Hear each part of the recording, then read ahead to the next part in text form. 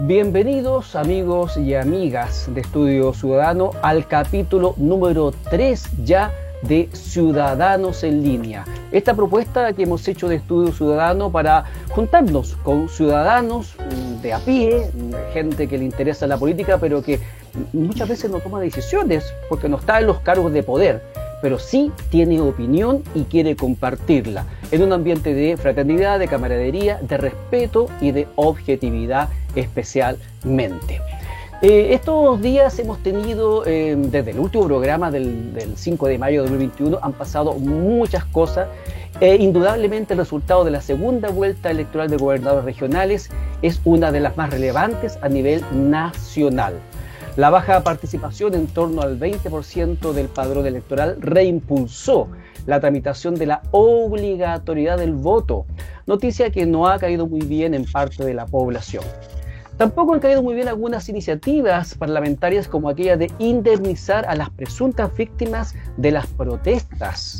Y a propósito de indemnizaciones, estos días se conoció la sentencia de la Corte de Apelaciones de Santiago que otorga 40 millones de pesos a 31 de los 33 mineros que estuvieron atrapados en la famosa y mal recordada mina San José por la falta de servicio en que incurrió el Estado y que habría derivado del accidente que casi los mata. Y en otras actuaciones negligentes del Estado, varios crímenes recientes ponen en la agenda nacional la necesidad de revisar la justicia penal, además de otras prestaciones del Estado. Me refiero a la sentencia que condenó a los involucrados en la muerte del joven Tomás Acevedo, 17 años para el autor material y 4 para la menor autora intelectual del crimen, en un régimen para menores, mientras la Fiscalía del Ministerio Público pedirá presidio perpetuo para el acusado de la violación, homicidio de la joven folclorista de San Bernardo. Esto es parte de lo más relevante ocurrido a nivel nacional. A nivel internacional, la delincuencia sigue campeando en Venezuela. El Coqui, Carlos Luis Revete, seguramente usted no le dice nada, el Coqui, Carlos Luis Revete, jefe de una banda de delincuentes, ha desafiado al otro delincuente, Nicolás Maduro, disparando con 2 metralletas de guerra al Palacio de Miraflores. A pesar de tener cargos por robo, homicidio y narcotráfico, Revete goza de gran impunidad. El pacto de no agresión al que llegó con las autoridades venezolanas demuestra la abdicación casi total del Estado en los barrios marginados controlados por las megabandas, agravando la situación que sigue provocando la salida de venezolanos al resto de América. Una América que no puede o no quiere recibirlos, como lo manifestó en su reciente salida por el barrio la vicepresidenta de los Estados Unidos, Kamala Harris, quien aconsejó a los inmigrantes que no vayan al país de las oportunidades, dichos que luego matizó, señalando que hay que trabajar sobre las causas de la inmigración al llegar a territorio mexicano y ser recibida por Andrés Manuel López Obrador, que perdió del orden del 20% de los escaños parlamentarios en las recientes elecciones de México, lindo y querido.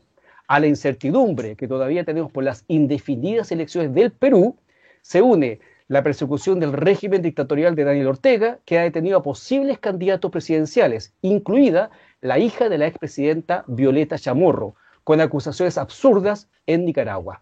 Mientras que en un nuevo golpe mediático, político y quizás financiero, el presidente Nayib Bukele ha propuesto que las criptomonedas, o a lo menos el famoso Bitcoin, sean de curso legal en El Salvador. De todo esto, espero que podamos conversar con los panelistas habituales de Ciudadanos en Línea, a los que saludo inmediatamente, que ya están acá en línea. Pedro Iturrieta Vergara, bienvenido, psicólogo y trabajador social. Cristian Larraín Ríos, abogado. Fernando Palmatapia, nuestro arquitecto de tecnología de información. Bienvenidos todos a una nueva ocasión de Ciudadanos en Línea. Y un invitado, como otras veces hemos tenido, un invitado especial en esta ocasión, otro ciudadano de a pie que quiere compartir con nosotros estos temas. Se trata de Enrique Cordobés Pérez, conductor del programa Vamos, Somos Chilenos en Radio Portales de Valparaíso, administrador de los sitios web COSUR y demodigital.cl. Bienvenido, Enrique, a esta conversación de Ciudadanos en Línea. Muchas gracias. Un agrado compartir con ustedes. Ya tuvimos una pequeña conversación y espero que en el transcurso del programa vayamos analizando y compartiendo con nuestros auditores esta visión particular de los ciudadanos de lo que a todos nos preocupa, el quehacer de Chile. Así es, pues. Por eso que estamos reunidos acá para conversar un poquito como ciudadanos de lo que está pasando. Ahora inmediatamente entonces el debate. Mega elecciones que terminaron el fin de semana pasado con esta segunda vuelta de gobernadores regionales. Acá tengo los resultados. Unidad Constituyente, 10 gobernadores, la derecha, uno solo en la Araucanía, el resto de los sectores más izquierda, Frente Amplio, independiente, mucho pacto. ¿Cuál es el análisis que hacen? ¿Cómo ven ustedes que ha quedado el equilibrio del poder en el país después de este término de las elecciones que hemos tenido estos días con una abstención del 20%, que además ha provocado el reimpulso del voto obligatorio? ¿Perdón? Del 80%. Perdón, claro. La abstención, claro. Una participación, gracias por la corrección, Cristian, una participación que llegó al 20% en términos generales, en algunas localidades 12%. Pedro Iturrieta, ¿cuál es tu análisis? Mi análisis breve para darle luego el pase a mi estimado colega de participación en Estudio Ciudadano, Alejandro, es primero hacer referencia sintética a tres aspectos fundamentales. La baja participación, que ya la habíamos comentado en el programa anterior, y en esta ocasión cae nuevamente a un nivel del cual yo por lo menos no tengo memoria, y que alcanza al 19,3%, no logra llegar al 20%, creo. Eso es un primer elemento significativo de análisis en sí mismo. Lo segundo, la derrota inapelable del conglomerado actualmente gobernante de Chile Vamos, con la excepción, como tú lo decías, en la Araucanía, pero de un candidato independiente. Ningún candidato matriculado en los tres partidos formales de Chile Vamos logra un triunfo formal, salvo el independiente Rivas en la Araucanía, y a mi parecer el inesperado renacimiento o segundo tiempo de fuerza de Unidad Constituyente, que logra no solamente un triunfo de 10 gobernadores, sino que logra un golpe quizás táctico y estratégico significativo en la región metropolitana con el triunfo de Claudio Rego, que de alguna manera descomprime una tensión que se había generado con la campaña de Karina Oliva, y además frena el ímpetu con el cual venía ascendentemente ese grupo y esa coalición, fundamentalmente con la candidatura del alcalde Jadwe, que venía con mucha fuerza desenvolviéndose y apoyando a esa candidatura. Yo destacaría esos aspectos fundamentalmente por el momento, Alejandro. Cristian Larraín, ¿cuál es tu análisis preliminar? Si le parece, mi estimado Alejandro, yo le daría lugar a la visita. Ya, Tengo perfecto. mucho interés en escucharlo porque usted ya me conoce, soy bueno para hablar y no puedo no parar nunca si no. Ya, muy bien, le damos entonces el pase inmediato a nuestro invitado de hoy, Enrique Cordobés, que además tiene gobernador hace rato ya, porque el señor Mundaca fue uno de los 3 gobernadores elegidos a la primera en la región de Valparaíso, junto con los candidatos a alcaldes de Valparaíso y Viña del Mar. ¿Cuál es el análisis, Enrique? Mira, yo creo que desde el punto de vista de la centro derecha o derecha, como se le quiera llamar, es una derrota inapelable, como decía mi predecesor, y fíjate que este renacimiento de la Unidad Constituyente frente a una izquierda más dura da una cierta esperanza de que haya menos polarización en el país. Pareciera ser que los resultados iban a ser el típico encuentro entre una extrema derecha y una extrema izquierda, pero esta Unidad Constituyente, que es de centro izquierda, que logró un resultado bien importante, da un signo, yo creo, para las próximas elecciones de un mayor equilibrio entre las fuerzas políticas de Chile.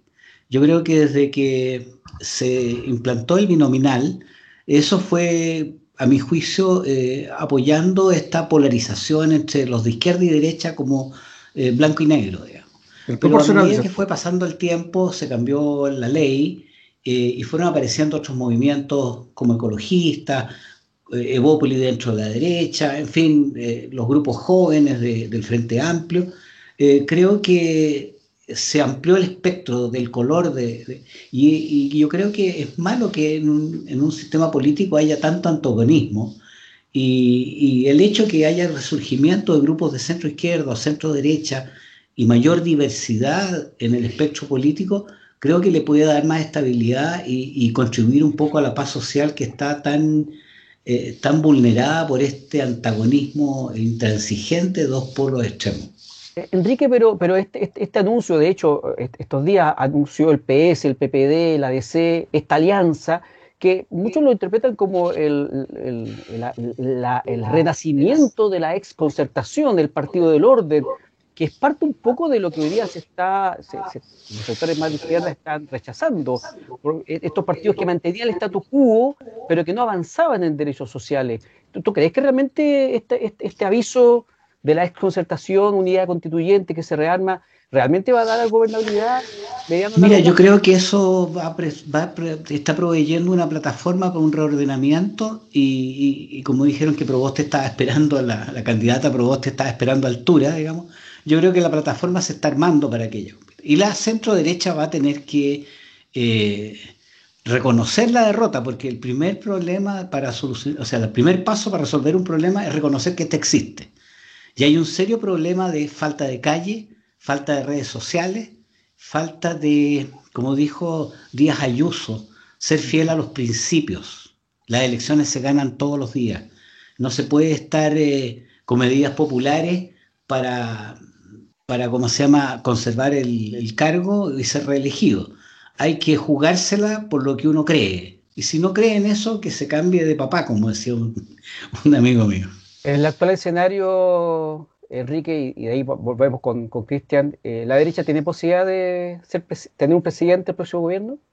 ¿De acuerdo a tu criterio? Mira, lo veo difícil, pero por ejemplo, Sichel se está perfilando como una figura interesante que tiene bastante apoyo y no está identificado con ninguno de los partidos, pero tuvo una buena gestión, fue cercano a la gente, se le ve como distinto al político típico de ese sector. ¿Pero tú has Así escuchado? que en una de esas, digamos, si logra ganar la primaria a Lavín, podría ser un buen candidato. Si no, lo interesante es que haya un parlamento más equilibrado, porque si un gobierno no tiene parlamento, no puede hacer nada, lo hemos visto. ¿Pero tú has escuchado que Sichel se dice que el tapado de la derecha? ¿El tapado de la moneda? Ah, no sé, eso habría que preguntarle al dueño de casa. Cristian Larraín, ahora sí. Gracias, Alejandro. Mira, me produce sentimientos muy encontrados porque en muchos sentidos encuentro muy razonable lo que ha dicho Enrique y Pedro, pero en otro sentido discrepo. ¿En qué sentido discrepo?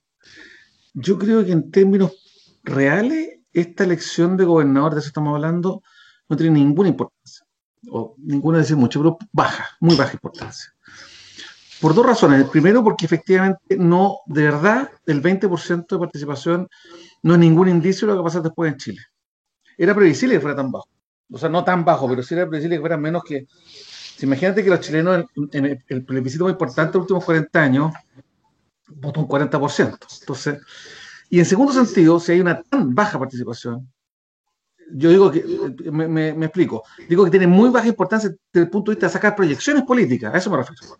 A eso me refiero. Ah, Porque con una tan baja participación nadie puede saber de verdad qué va a votar el otro 80%.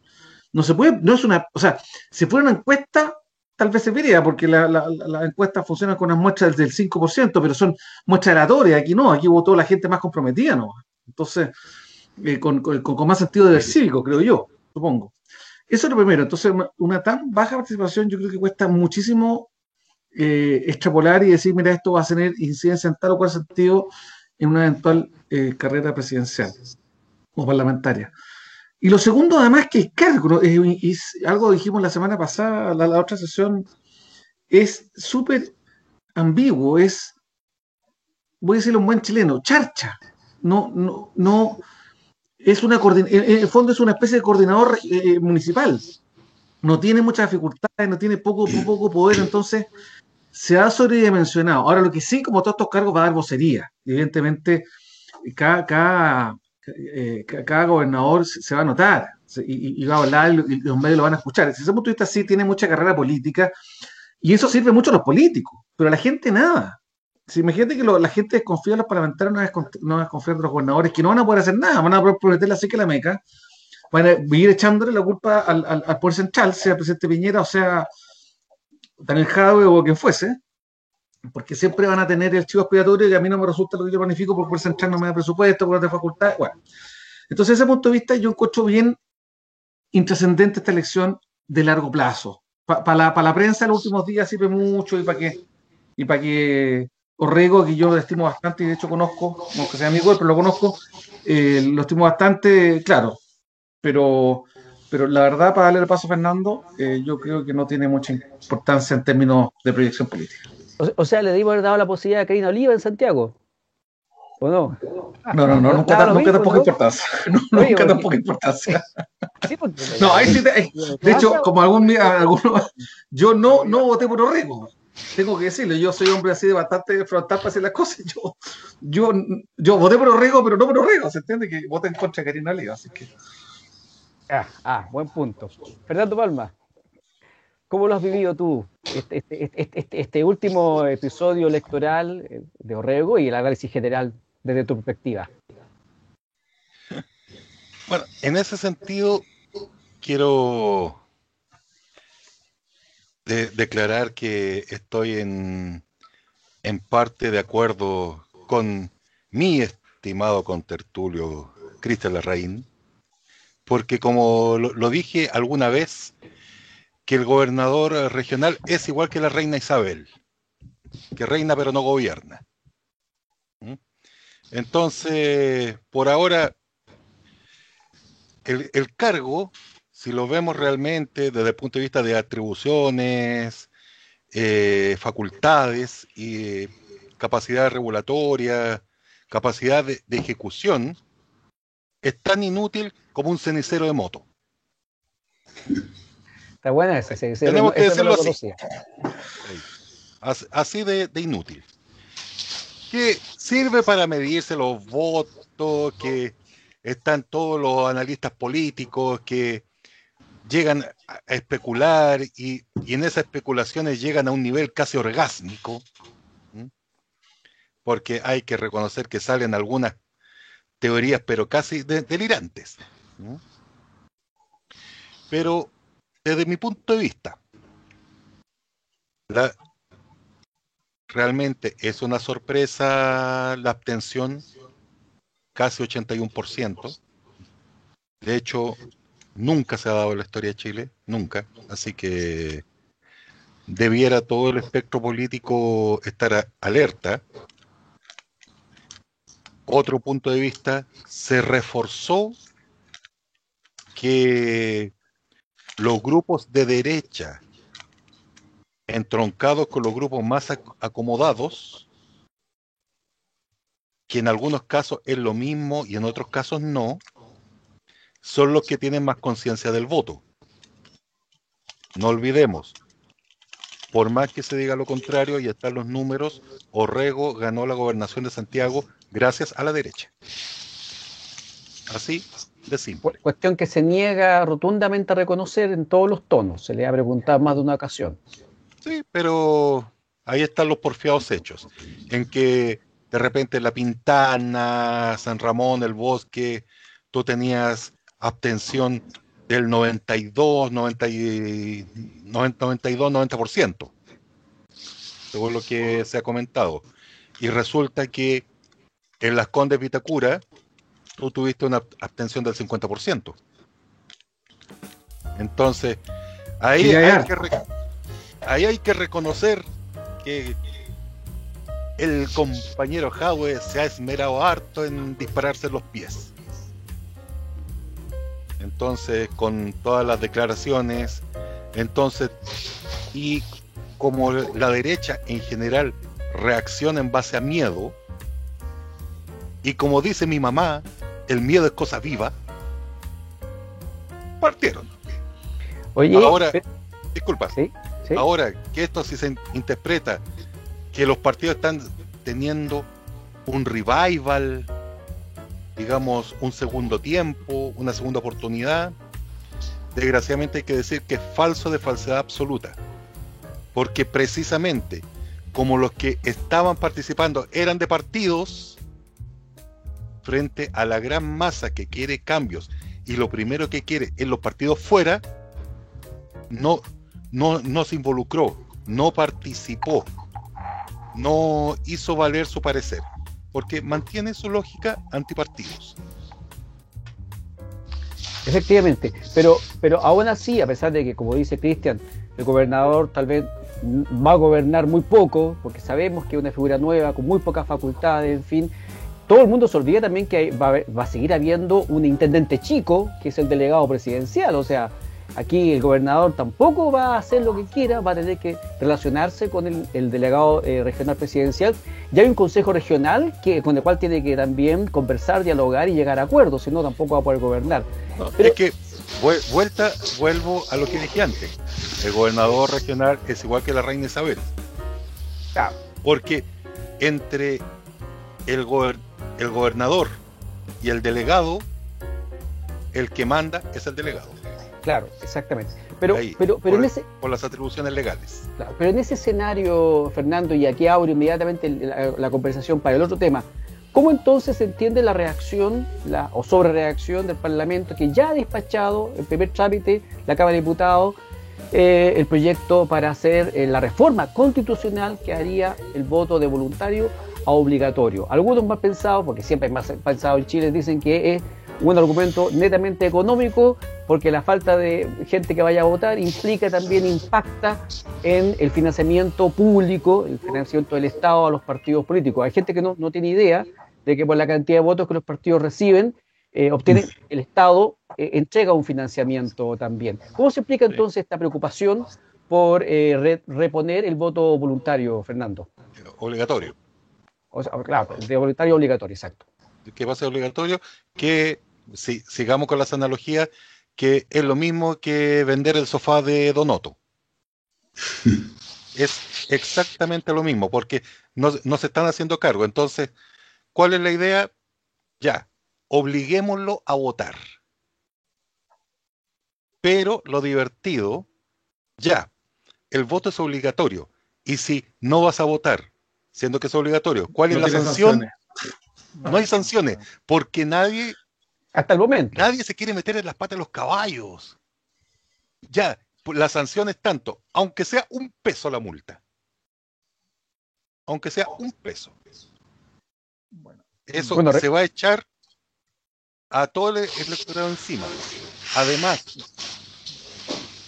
yo trabajé, para muchos de los que saben, yo trabajé en la administración municipal.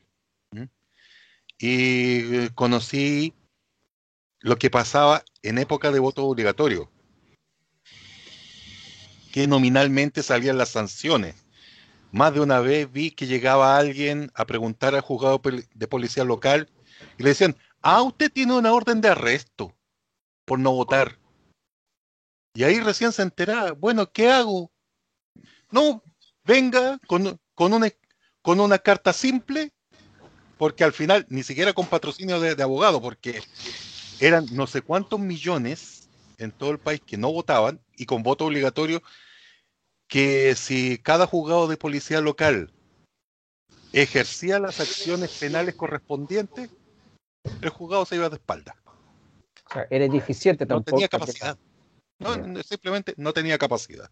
Entonces, al final, este voto obligatorio son simplemente vender el sofá de Donoto para decir que se está haciendo algo, pero al final quedamos donde mismos parados. La típica redacción. Enrique. Mira, yo de las tres cosas que se han dicho, voy a discrepar un poco con el cenicero de la moto, no porque no me gusta andar en moto ni porque no fume, pero yo la verdad es que pienso que las elecciones marcan tendencia, independientemente de la cantidad de gente que participó, porque los que participaron fueron los mismos que le interesó participar en la elección anterior y en la anterior, y los que se abstuvieron fueron los mismos que no votaron las veces anteriores. Así que yo creo que la unidad de análisis no cambia mucho, aunque el tamaño de esta haya disminuido a la mitad. Entonces, en la elección de la Convención Constituyente, que fue una cosa totalmente distinta, había una tendencia hacia levantar grupos como la Lista del Pueblo, muchos candidatos de la Lista del Pueblo, eh, aparecieron estos del Frente Amplio también, comunes, en fin. Esos grupos de más a la izquierda tuvieron bastantes escaños.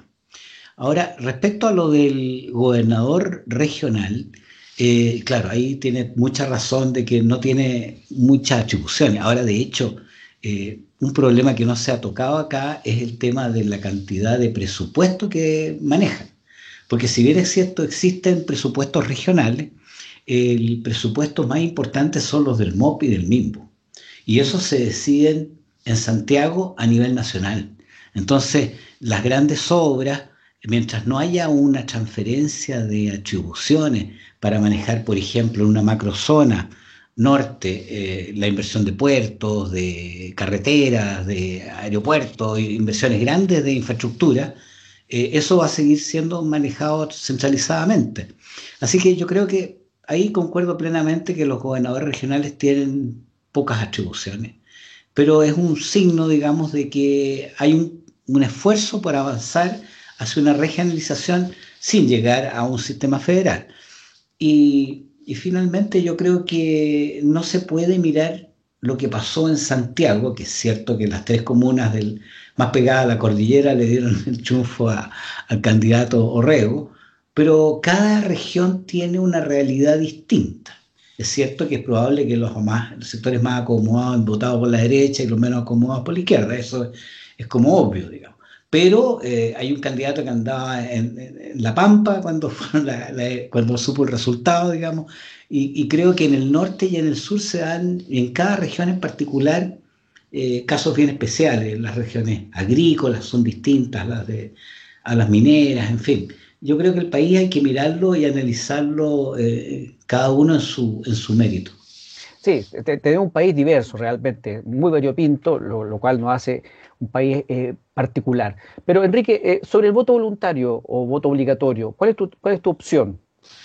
Mira, bueno, yo soy mayor que todos los otros panelistas, así que me acuerdo de cuando decía que habían tres obligaciones importantes que tenía un ciudadano. Tenía que hacer el servicio militar, tenía que pagar los impuestos y tenía que votar. Entonces, él tenía, independientemente que haya dejado de ser, que tenga o no una sanción aparejada que puede regularse por ley, no necesariamente una reforma constitucional, vuelve a colocar en el inconsciente colectivo, digamos, en la conciencia colectiva, el que es un deber. Y aquí estamos tan acostumbrados a los derechos que se nos olvidan todos los deberes, digamos. Entonces, es un deber moral, un deber de participación ciudadana. Yo creo que lo que nos falta mucho en Chile, en vez de tanto piedrazo, es poder ir a un lugar donde uno pueda expresar su opinión, poder pasarle la cuenta a los parlamentarios que uno eligió, a las autoridades que uno eligió, poder tener una participación ciudadana efectiva a través de Internet. Yo creo que esa cosa no existe y eso es mantener la olla a presión y de repente revienta.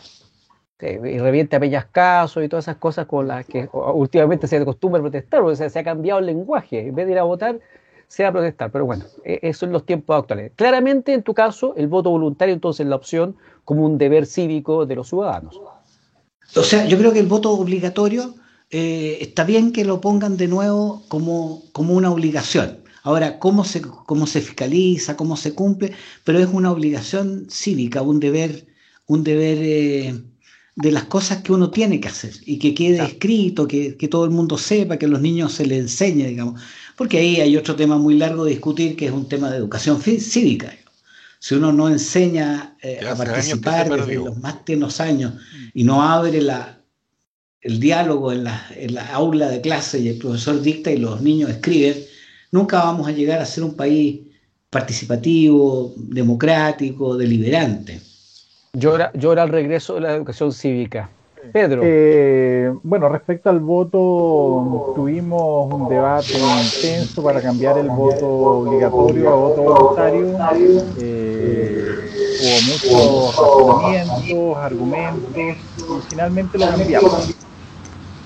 Y lo cambiamos justamente con la idea que muchos defendían la semana pasada y ahora: la libertad, la responsabilidad, el entusiasmar, el seducir al electorado y muchas más. Dada la razón de tiempo y el presente, yo creo que todas esas premisas, al menos en el caso chileno, al parecer no resultaron lo suficientemente seductoras o convincentes para el electorado y nos tienen en la situación que nos tienen ahora. Ahora, mi decisión de apoyar una u otra no tiene que ver con eso, tiene que ver justamente con lo que se planteaba previamente, tiene que ver con el ser ciudadano, más allá de los derechos, sino con el deber elemental y fundamental, y no solamente en esto, sino en otras materias. Yo por lo menos lo acepto, voy a seguir votando, creo que va a poder ser un elemento significativo de motivación extra, pero dadas las razones también que se planteaban previamente, a lo mejor nos vamos a encontrar con que va a haber alta tasa igual de abstención si no hay sanciones, si no hay posibilidad de procesar sanciones, y si tampoco la estructura política que tenemos hoy día, la élite política, los liderazgos políticos son suficientemente motivantes y seductores.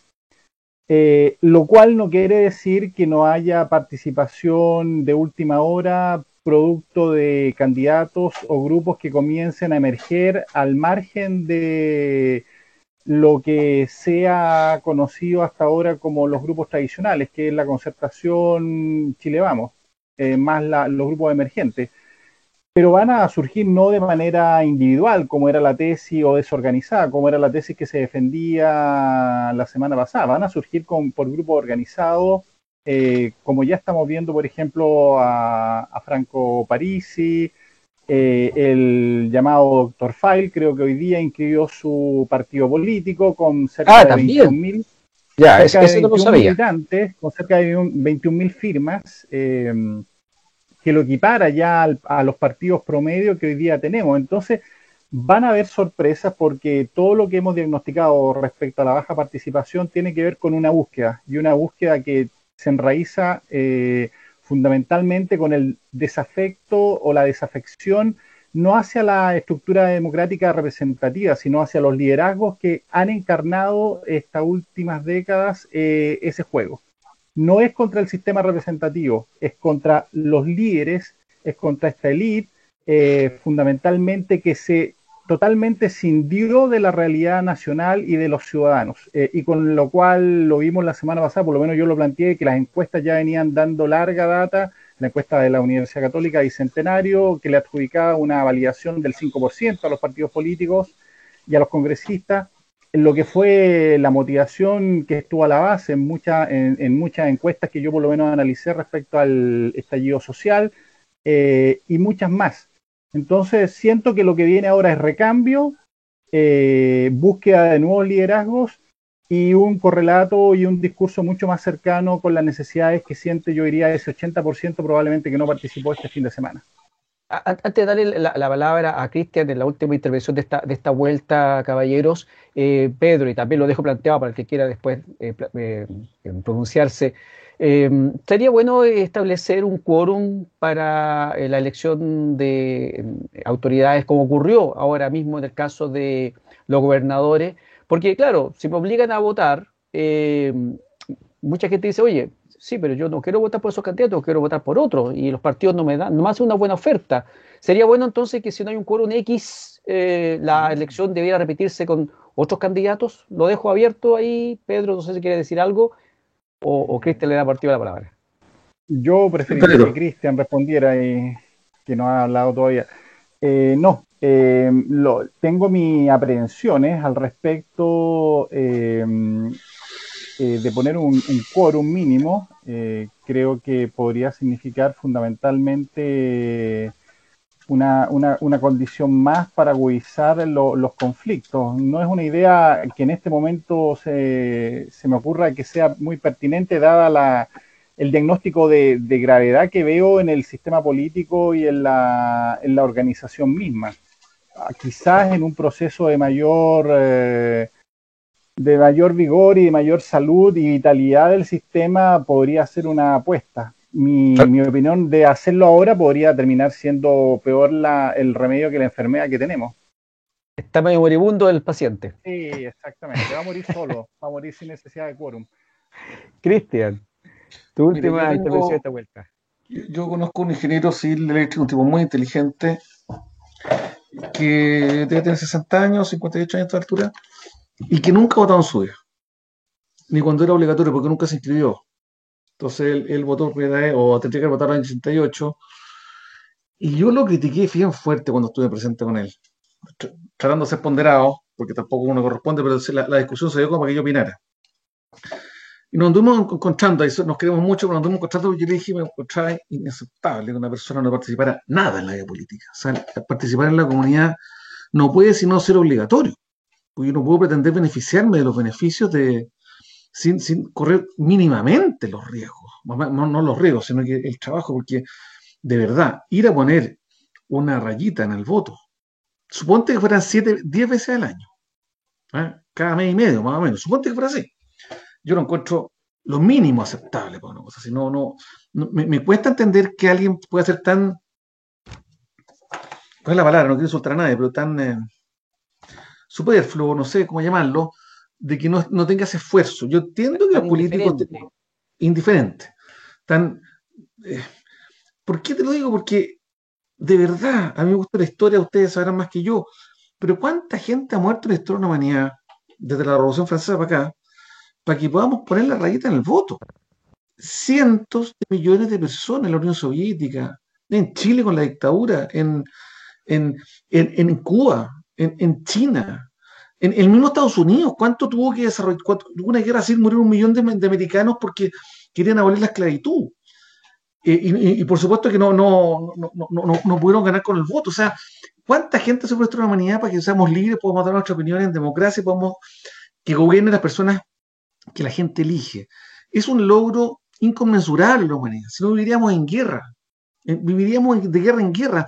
Las guerras entre las democracias son muy raras, existen, pero son muy raras. Normalmente las guerras son entre cuerpos que no son demócratas, y las guerras que hay entre democracias son cortas y limitadas. Bueno, digo con esto que yo le doy la máxima importancia a la formación educacional, a la formación cívica, y aquí los padres, y así yo lo he hecho con mis hijos, inculquemos el deber de participar, y no solo ir a votar, sino que informarse de lo que está pasando, opinar, tener opinión, bueno o mala, pero tener opinión. Perdón, Alejandro. Habría, ya que hoy día estamos cada vez en un estado más social, dando bonos, dando ayuda, subsidios a cada rato, yo no sé cómo vamos a pagar esa cuenta, pero bueno, la estamos dando.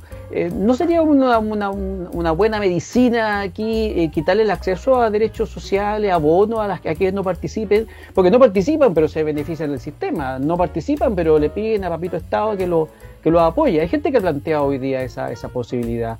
¿Qué opinas tú al respecto de eso? A ver, disculpa. Un poco, Cristian, para complementar. Dale. Sí, dale. Eso así era antes del 73. Así era, porque el acceso a beneficios estatales estaba condicionado al ejercicio del voto. ¿Tú te refieres a las filas para pan, para azúcar, para aceite? ¿Eso? No, que tenían subsidios, por ejemplo, crédito blando para mejora agrícola, cuando comenzó la reforma agraria, para las primeras postulaciones para el subsidio de vivienda de la Corvi, hasta la leche al consultorio. O sea, ¿a ti te tinca la idea? O sea, funcionó. Y se usa en otros países. Mira, por ejemplo, eso. Y para cerrar el tema, que me quedó dando vuelta lo que comentaste, Alejandro, de asegurar un quórum para las votaciones. como los gobernadores, por ejemplo. Que... Y estaba pensando que la idea no es mala, pero tiene sentido en un régimen parlamentario. En un régimen presidencialista o con autoridades unipersonales, como por ejemplo gobernador regional, alcalde, el mismo presidente, sería un desastre, como bien lo comentó Pedro. Interesante el punto, Caballeros, denme un minuto para la clásica pausa del programa y volvemos de inmediato porque este tema está muy interesante y Cristian quiere seguir hablando y Enrique también está pidiendo la palabra, así que este punto no lo terminamos. Vamos y volvemos en un minuto.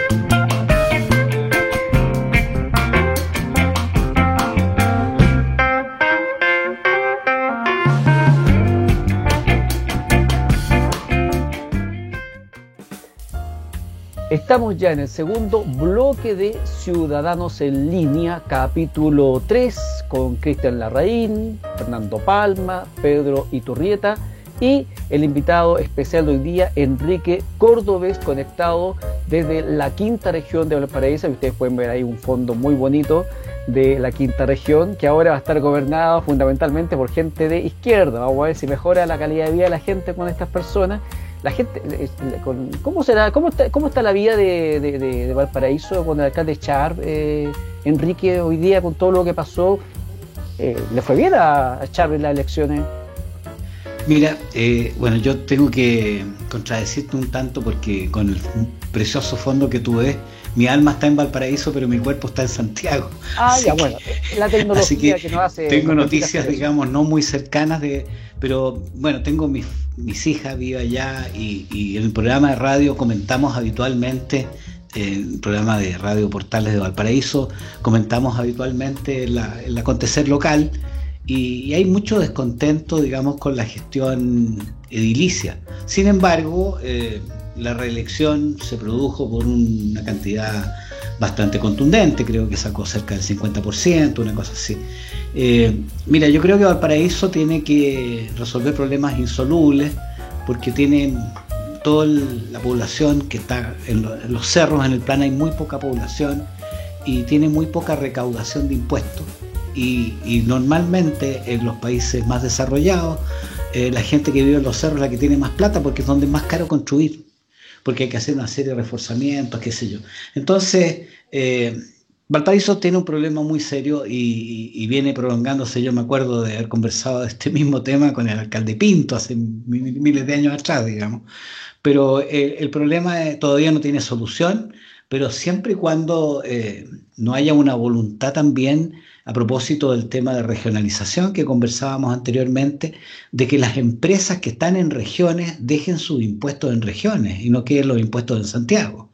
Entonces esa es una gran protesta de las regiones que ven como sus grandes industrias, la minería, los puertos, en fin, generan empleo, pero finalmente la plata llega a Santiago, que es como un embudo que va llegando todo, digamos. Así que esa es un poco la realidad. Yo creo que la gestión tiene que mejorar de alguna manera y esperar que el Consejo Regional logre enmendar los rumbos y hacer más eficiente y menos polarizada esta gestión. Ahora, bueno, se van a entender bien con Viña.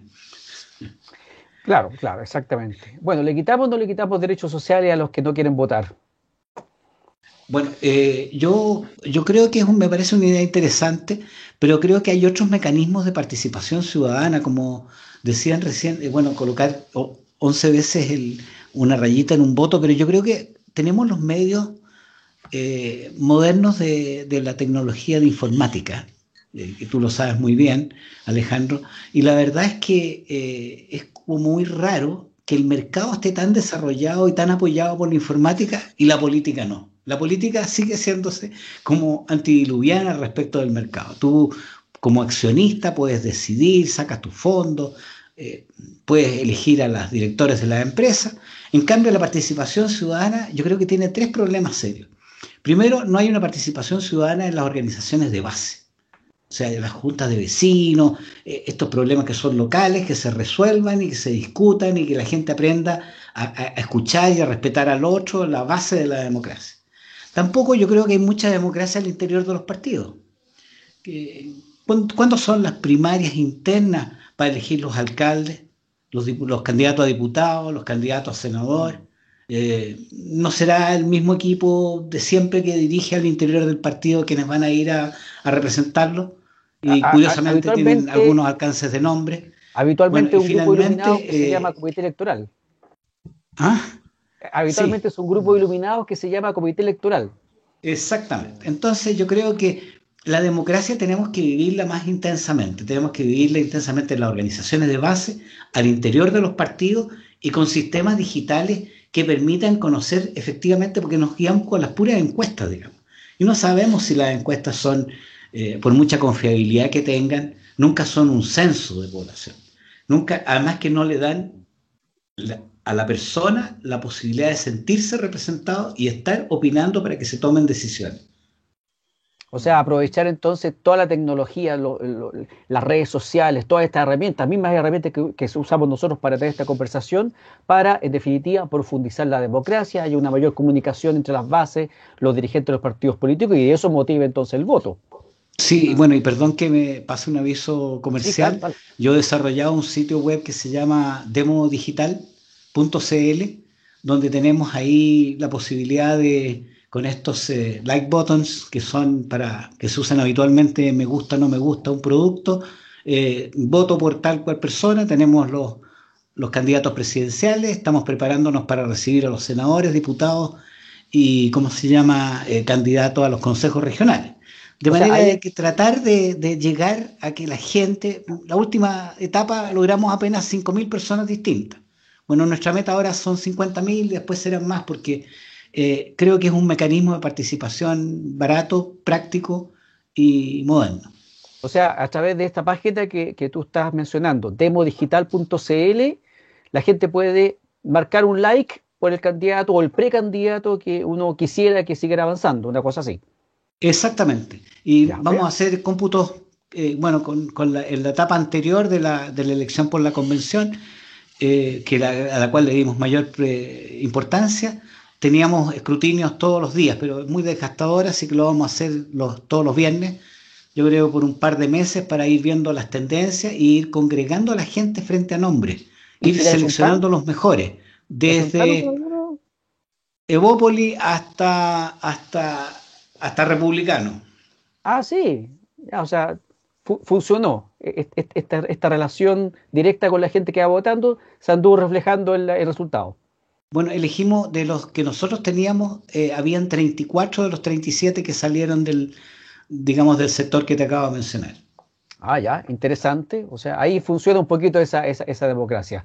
Cristian, Pedro, no sé, parece que ustedes querían decir algo sobre quitarle o no quitarle los derechos sociales a los que no votan o parecido, Sí, para ir cerrando este punto y pasamos a los otros que tenemos en carpeta. muy breve. Yo creo que todas las anteriores. Y yo creo que se puede estimular mientras la gente más participe, y también se puede sancionar a la que participa nada. Probablemente que cada voto, tal vez, yo que soy súper partidario de. O sea, me gustó lo que dijo, creo que Enrique, que la ley diga que es un deber, ya es un avance. Menor tal vez, pero es un avance. Y de ahí, tal vez probablemente participar en concejales no sea tan importante, o tal vez más, no sé, es bien discutible. Pero en definitiva, yo creo que se pueden establecer zanahoria y garrote, digamos, o sea, sanción para ciertos casos, y también estímulos. Ahora, los estímulos son complejos porque tú no puedes decir a una persona, mire, no traiga a su colegio, ¿cierto? Porque no votó. No, tampoco puedes decirle no se puede atender en el hospital. Entonces hay que buscar, por eso, estímulos más que negativos, positivos, sino que tal vez tiene más puntos para su ciudad habitacional o tiene cosas así que podrían eventualmente ayudar a una persona a estimularla a votar. Pero en lo sustancial tiene que ser un sentido del deber. Y eso es lo más complejo, porque es re fácil establecer estímulos, pero finalmente se ve un sentido profundo del deber y el compromiso con la comunidad que te rodea. No vas a votar de mala gana y siempre vas a encontrar una excusa o inventarla para ir a votar. Ujú. Exactamente. Pedro, Fernando, ¿algo que decir antes de cerrar este punto? Yo comparto lo señalado, creo que hay que trabajar justamente por afianzar esa lógica y en esa noción del deber, pero es un tema cultural allí y lo que ha imperado por lo menos en los últimos 15 años ha sido una lógica más bien contraria al deber, es una lógica que ha abierto plenamente las opciones de decisión. Y de libertad sin ningún estímulo para uno u otro lado. Y eso al final te lleva a que la valoración y el sentido de pertenencia y de ser ciudadano, que fue un tema que discutimos y abordamos bastante en el programa anterior, también se diluya. Y la responsabilidad o la corresponsabilidad también de los hechos. Al final el ciudadano termina marginándose, apartándose y desdiciéndose o literalmente lavándose las manos de lo que sucede en su propia sociedad y país, porque la política es un problema de otros, es un problema de los políticos, de lo mismo de siempre, y está todo este discurso que hemos analizado y que nos ha llevado a como... Entonces creo que es mucho más profundo, tiene muchas más capas, pero este es un buen punto de inicio. Ahora, también los representantes tienen también algo que decir y algo que responder en la lógica del deber. Y creo que también es un juego que se baila de a dos. Y ahí tampoco ha sido muy fácil poder trabajar y construir instancias que permitan, por un lado, que los ciudadanos se sientan responsables y a su vez que los representantes se sientan a su vez en la obligación y en la responsabilidad de responder por sus actos. Y ese espacio tan difuso es lo que nos ha llevado como estamos ahora. Exactamente. Uno promete una cosa cuando está en campaña y después cuando llega al poder hace lo que se le antoja y nadie le pasa la cuenta. ¿Opinión final, Fernando, en este punto? Que realmente estamos en el punto en que incentivar la participación electoral deja de ser ciencia y pasa a ser arte. Porque tienes que hacer un equilibrio muy delicado, porque por un lado lo que se comentaba, cómo inculcar deber, cómo estimular vía beneficios, cómo sancionar mediante castigos. De hecho, me parece que México lo tiene así, ¿m? Que no puedes hacer trámites ante el Estado. Ahí, me parece. Ahí tengo que, si la memoria no me traiciona. ¿M? Entonces, si alguno de tus seguidores, de tus auditores pueda confirmar o desmentir, se agradecerá en gran manera. Pero Entonces, básicamente tú estás con la idea de sí, tal vez evaluar fórmulas de estímulo, sí, castigo, en claro, fin, es en que esa línea de ahí los derechos sociales, bonos, hay subsidios, que hacer el puntos. equilibrio, porque resulta que hay una cosa, y voy a hablar por los hermanos evangélicos, por los hermanos protestantes, porque yo caigo en ese grupo. Que yo soy a lo mejor yo soy caso raro porque yo soy de los protestantes que vota, porque hay una gran mayoría que no vota, no quiere votar, porque estiman que es pecado votar. Son las cosas del mundo, no las Claro, cosas claro, porque implica del Señor. unirse en yugo desigual, significa muchas veces, como la política implica ponerse de acuerdo, a veces transar, el problema es ese, el de transar, cuando los principios tienen que mantenerse a rajatabla, como se dice, ser fiel, fieles al Señor, aunque se derrumben los cielos. Así, ese nivel.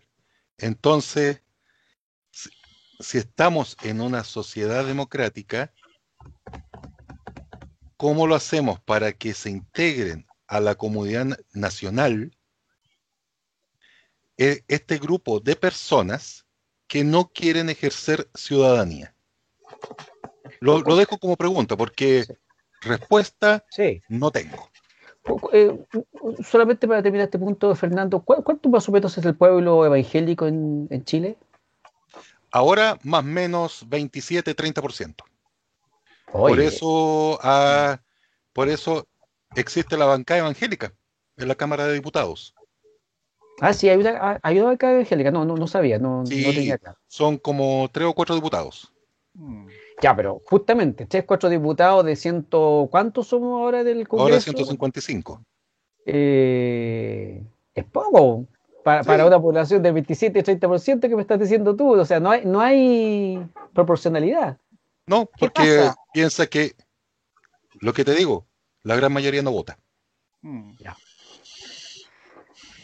Hay un tema no menor entonces con la participación también de un sector tan importante de la población como el pueblo evangélico para repensarlo, si es tan correcto o no, que se mantengan tan aislados o tan lejanos a la realidad del reino de los hombres, que es donde vivimos bastante tiempo. Porque para el reino de la eternidad vamos a tener precisamente toda la eternidad. Harto más. Algunos, no sé, algunos se den el infierno No. directo. Ahí.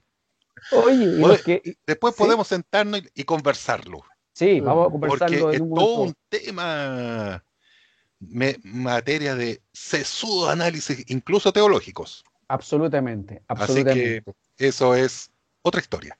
Y a propósito de estímulos, castigos, premios, no sé cómo llamarle, se ha presentado un proyecto para indemnizar a las presuntas víctimas de las protestas sociales, el estallido social, para otros el estallido delincuencial. ¿Qué les parece? ¿Es una buena señal que estamos dando, ya que estamos hablando de estímulos, ya que estamos hablando de castigar o de premiar a la gente? ¿Es una buena señal? ¿Es procedente? Permíteme partir, Alejandro. Sí, ya. Sí, mi Encendiste estimado el tiro. contertulio, no sé, es que encendí rapidito. Mira, yo no estoy de acuerdo con compensar a nadie. Más bien, en principio no estoy de acuerdo. Pero de estarlo, tendrías que incluir a las personas que positivamente fueron dañadas por un acto ilegítimo del Estado. Y daño no simplemente a una persona, un cabro que perdió un ojo. Porque un cabro que perdió un ojo puede haber estado causando daño al perderlo, y en ese caso él lo motivó. Entonces yo creo que si hubo abusos policiales acreditados y sentenciados, yo creo que yo me abriría a una reparación, pero también para toda la gente que el Estado le falló por omisión. Porque yo no sé cuántas familias no están contabilizadas porque los medios de comunicación es una cosa bien sórdida y yo diría, por lo menos la sensación que me queda a mí, no he hecho una encuesta exactamente, pero es una cosa, digo, sórdida, no contabilizan, no registran toda la gente que perdió el valor de sus hogares, el valor, digo, no el hogar, tal vez sigue viviendo en la Plaza Italia, pero esa propiedad perdió su valor porque la policía no pudo encontrar orden público, los dueños de los hoteles, de los supermercados saqueados, de los pequeños kioscos, o sea, la gente afectada muy intensamente por conflicto social es mucho más que la gente que fue ilegítimamente agredida. Destaco, ilegítimamente agredida. Un delincuente que entra a la casa por cualquiera de nosotros a robarnos, yo llamo a Carabinero lo mata por proteger a nosotros, es un acto legítimo del Estado de Derecho. Legítimo, no ilegítimo. Entonces, un carabinero protegiendo una iglesia, un centro comercial, una biblioteca o un hotel, o gente que va por la calle, agrede con una luma en la cara a un cabro y le pegan y le pierde un ojo, un cabro que estaba atacando a esta gente, él está haciendo un acto legítimo de represión.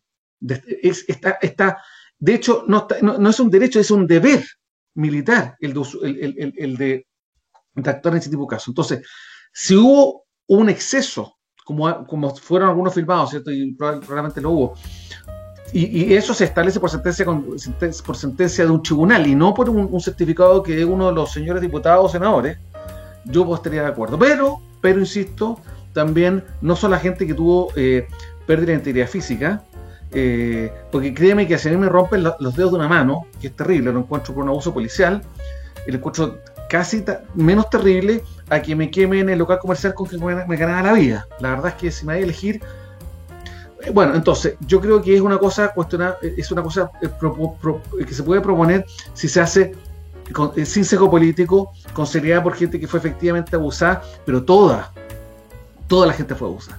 Yo me quiero hacer cargo, para terminar y darle la palabra a los demás, de algo que, para los que no saben, Enrique, yo soy militante de Bópoli, se ha dicho mucho en el partido, y es que lo que Chile necesita no es más Estado, sino que mejor Estado. No una frase altisonante, una frase que tiene mucho sentido. ¿Por qué te lo digo? Porque efectivamente el Estado tiene que ser responsable de las tonteras que hace. Y como hace muchas tonteras el Estado, no estoy hablando solamente de ahora, estoy hablando del Sename, el Milico Gate, el Paco Gate, del Transantiago, del problema de contaminación en Puchuncaví, en Ventana. Todos son problemas del Estado. Entonces, yo entiendo que el Estado tenga responsabilidad, como cualquier persona, de los defectos o errores que comete. Pero por eso entonces necesitamos un Estado, algo ha dicho Fernando, más moderno, también lo dijo Enrique, un Estado más moderno, no más garantista en el sentido izquierdista, la verdad. Garantista en el sentido de encontrar garantías de buen funcionamiento y mecanismos que permitan a los ciudadanos responsables a participar y también a exigirle más a su Estado. Yo por eso, para terminar, entonces soy partidario, si lo hacemos con seriedad, de buscar indemnizaciones para la gente afectada por el conflicto social, pero a todas, y a la que se establezca por sentencia judicial y no al amparo de favores políticos, como ya se hizo, lo recordaba por ahí el diputado Alessandri de la U hoy día, en un video que circuló, y no a las personas que la senadora Allende o cualquier otra senadora, y Sara Allende, cualquier otro, le estén entregando certificados falsos a gente que se pensiona a costa del Estado y que no, eso me parecería pésimo. Tú estás haciendo mención claramente a esta denuncia permanente de los falsos exonerados, gente que hoy día recibe un tipo de ayuda o más de un tipo de ayuda y resulta que adquirieron esa calidad de exonerado gracias a declaraciones que algunos han manifestado que son fraudulentas, que son falsas. Pero te aseguro que si se hace como se está proponiendo esto de indemnizar a las personas, entre comillas, afectadas por el conflicto social, van a aparecer montones de gente coja y mancos, que van a decir que los carabineros lo sacaron, pero que no. Porque hay gente hipócrita en este país como en cualquier parte del mundo, y si tú las leyes permiten la estupidez, aparecen los estúpidos. Enrique, ¿qué te parece esta propuesta de indemnizar a las presuntas víctimas del estallido social? Mira, yo no puedo menos que concordar plenamente con Cristian. Hay que indemnizarlos a todos. Y es muy fácil criticar mirando la tele y las tomas que los directores de programas seleccionan para informar a los auditores, al público. Entonces, yo creo que otra cosa es las botas del carabinero, cuando se le viene encima 100 personas y le tiran piedra y le tiran artefactos, ¿cómo se llama? Incendiarios.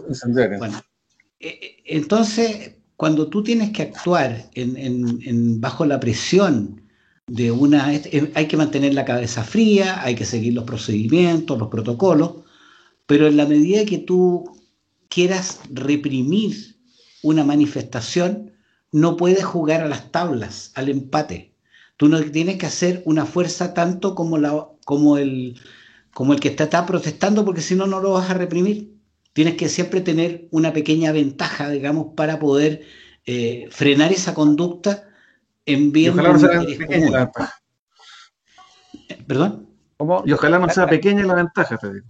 Claro, lógico. Y bueno, después se descubrió que los perdigones lo habían comprado, que eran más grandes, que eran más chicos, que salían muy fuertes. Se estableció un procedimiento, pero no eran personas que iban caminando inocentemente por la calle, eran personas que estaban actuando contra los bienes públicos, contra los bienes de todos, estaban tratando de ultrajar un monumento, estaban dañando una iglesia, un museo. Y fíjate que una de las cosas curiosas que deberíamos rescatar es por qué ese ensañamiento con los símbolos culturales. ¿No estará aparejado a una revolución cultural detrás? Sí, porque hasta la Violeta Parra salió perjudicada, digamos. Claro, exacto. Enrique, te quería preguntar, pero a propósito de lo que mencionaste de que, claro, el funcionario que está a cargo del orden, y lo han dicho varios, tiene que tener la capacidad de poder ejercer una fuerza superior, no igual a a la violencia que está recibiendo, porque si no, entonces no logra imponer el orden, que es lo que el Estado y los órganos de seguridad y de orden público deben hacer. Si no tienen más fuerza y más capacidad, entonces no imponen el orden. Ese carabinero que se ve enfrentado a esa situación, que disparaba, que no sabía lo que estaba disparando, no tendrá también derecho a ser indemnizado él por el riesgo que corrió y por haber sido mal entrenado, porque parece que hoy día hubiera cierto acuerdo, es decir, de que nuestros carabineros tampoco están bien entrenados, tampoco tenían todos los elementos para hacer su trabajo. ¿No deberían también considerarse a los carabineros como parte de estos indemnizables? Pero claro, o sea, siempre dónde están los derechos humanos de todas las personas, porque los derechos humanos son solamente de las personas que son vulneradas por el Estado. Yo creo que eso ahí abre un interrogante muy claro. Y permítanme recordar una película que vi en Netflix respecto de la resistencia en Ucrania del presidente que quería entregarle el territorio a la Unión Soviética y que después vino la invasión y se tomó Crimea, digamos. Pero en esa película ustedes se podrán ver que los policías actuaban con garrotes de fierro, quebrando cabeza, y después con francotiradores que mataron a un centenar de personas. Y aquellos que se tomaron la plaza, que era una especie de Plaza Italia, que no recuerdo el nombre en este momento, nunca dañaron su monumento, lo habrán cubierto de carteles o de manifestaciones, pero nunca dañaron su propio territorio. No había intención de odiar, o sea, hay un a la límite. persona Hay un límite en la protesta. de destruir lo propio, lo que tanto ha costado construir. La historia, que es parte del patrimonio de todos. Oye, perdón, fue el 2014, ¿eh? Estamos hablando de hace unos 5 o 6 años atrás. Sí, lo vi, muy bueno el documental.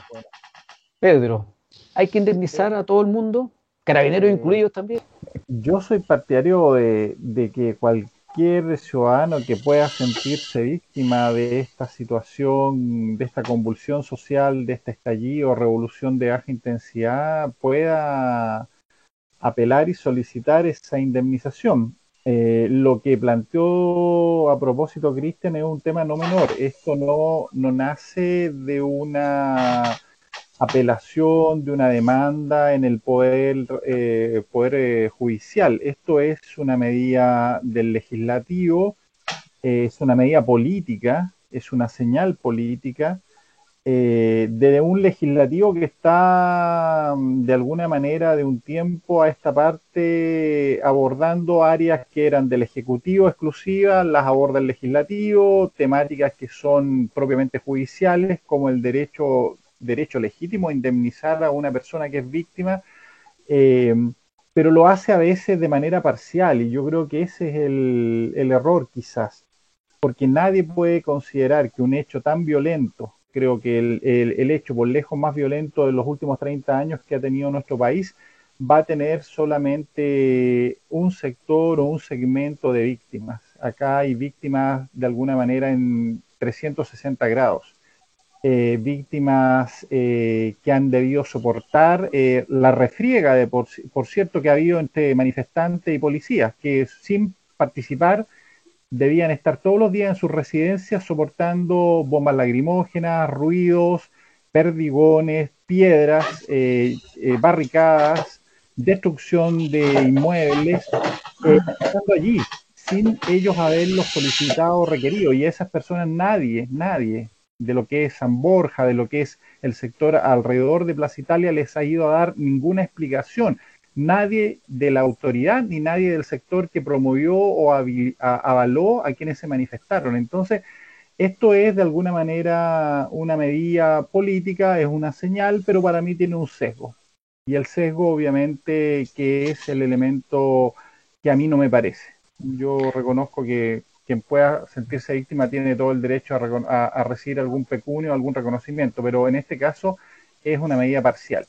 Derecho que, dicho sea de paso, se ejerce todos los días por distintas personas que son afectadas, como el caso de los mineros de San José, que sintieron que el Estado les falló y presentaron su demanda, y resulta que estos días la Corte de Apelaciones de Santiago dice, en este fallo ya de segunda instancia, dice que eventualmente se les va a indemnizar con 40 millones de pesos a cada uno, porque Entre otros, el Servicio Nacional de Geología y Minas, el Sernageomin, no hizo la pega, no hizo la pega de fiscalizar a la minera San José, no hizo la pega de hacer cumplir las reglas propias de todo proyecto y actividad minera, y que si lo hubiese hecho oportunamente, entonces el accidente que atrapó a estos 33 mineros y que casi los mata, no hubiese ocurrido. Ahí tenemos un caso de responsabilidad, ahí donde el Estado ha dañado, y sin embargo no se sacó ninguna ley especial para beneficiar a los mineros. Los mineros No.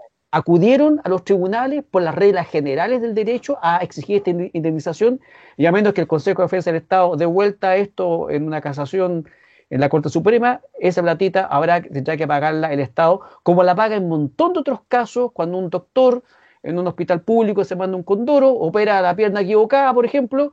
Bueno, también el Estado tiene que terminar pagando esa negligencia, y al final negligencia que pagamos todos. Quiero dejar puesto este tema también, porque me gustaría que lo conversáramos un poquito respecto de quién paga los platos rotos, porque al final esa indemnización la pagamos todos, que financiamos al fisco. Yo no sé si hubo una investigación, por ejemplo, respecto de quién eran los que tenían que fiscalizar a San José y no lo hicieron, si esas personas siguen trabajando, fueron desvinculadas, hay un sumario, hubo o no un sumario administrativo. Como siempre digo yo, lo que es de todo es de nadie, y resulta que si alguien cometió errores, si alguien no hizo su pega en el Senajomín, parece que nadie ha pagado esa culpa, esa responsabilidad. Fernando, ¿hay que indemnizar también a las presuntas víctimas del estallido social en este contexto que estamos conversando? Ahí hay mucho paño que cortar, porque efectivamente muchos son víctimas inocentes, hay otros que no son tan inocentes, y hay otros que fueron mandados. Me explico. No en la parte cúlmine del 18 de octubre, sino que ya después, enero, febrero, sí, por ahí, cuando incendiaron la iglesia San Francisco Borja, que está cerca, que está detrás del monumento a Carabineros. ¿Ya? ¿Qué pasó ahí? Que el que provocó el incendio, ya vieron una persona que la tomaron, y resultó ser un cabo de la Armada. Y las primeras informaciones de prensa y de distintos medios indicaban que iba con órdenes de la inteligencia de la Armada. Entonces, obviamente surgió la consulta: ¿es verdad o no es verdad? ¿Ya? Y se le echó tierra al asunto y desapareció. Entonces, por lo menos hasta ahora, no sé si es verdad o no es verdad. O sea, solamente comento el hecho. Lo que se sabe es que efectivamente un efectivo de la Sí. Armada fue detenido en esta circunstancia. Ahora, sus Claro, motivaciones, provocando incendio. sus motivaciones no se saben realmente. Que tengo entendido que fue desvinculado. Sí, fue desvinculado. Enrique, Pero Enrique parece que tiene algo que decir al respecto. Démosle la palabra, por favor, Fernando, sí, porque sí. como él, ex capitán de navío en retiro, algo debe saber de este tipo de cosas. Enrique, ¿tienes algo que aportar a este punto? Mira, yo no conozco el caso en detalle, como tú dices, estoy en retiro hace ya como 20 años, pero lo que yo digo es que las personas que cometen delito tienen que ser sancionadas y no se puede atribuir de que la persona es de la Armada, entonces la Armada está toda con la izquierda, toda protestando, o la persona es evangélica, o la persona es del Colo-Colo, digamos. Entonces, yo pienso que no se puede sacar una inferencia de ese tipo. Yo creo que en todas las organizaciones hay distintas personas con buenas y malas conductas, y lo habitual es que en la institución, cuando alguien transgrede la ley, inmediatamente es separado para que se inicie el proceso legal, porque no escapa, digamos, al reglamento interno de las instituciones, digamos. Así que yo creo que lo más probable es que haya sido desvinculado y la ley, bueno, habría que investigar en los tribunales cómo van las cosas, porque una de las cuestiones que son lentas en Chile son los procesos legales. Exactamente. Sí. Vamos a tratar No, de averiguar qué pasó con esto y lo vamos a dejar Claro, puesto en el artículo porque- que acompaña el programa, para ver Sí. si dilucidamos exactamente qué pasó con este episodio, que yo algo recuerdo que efectivamente ocurrió. Claro, de hecho pasó, esto para Enrique, para que se entienda, porque pasaron muchas situaciones también.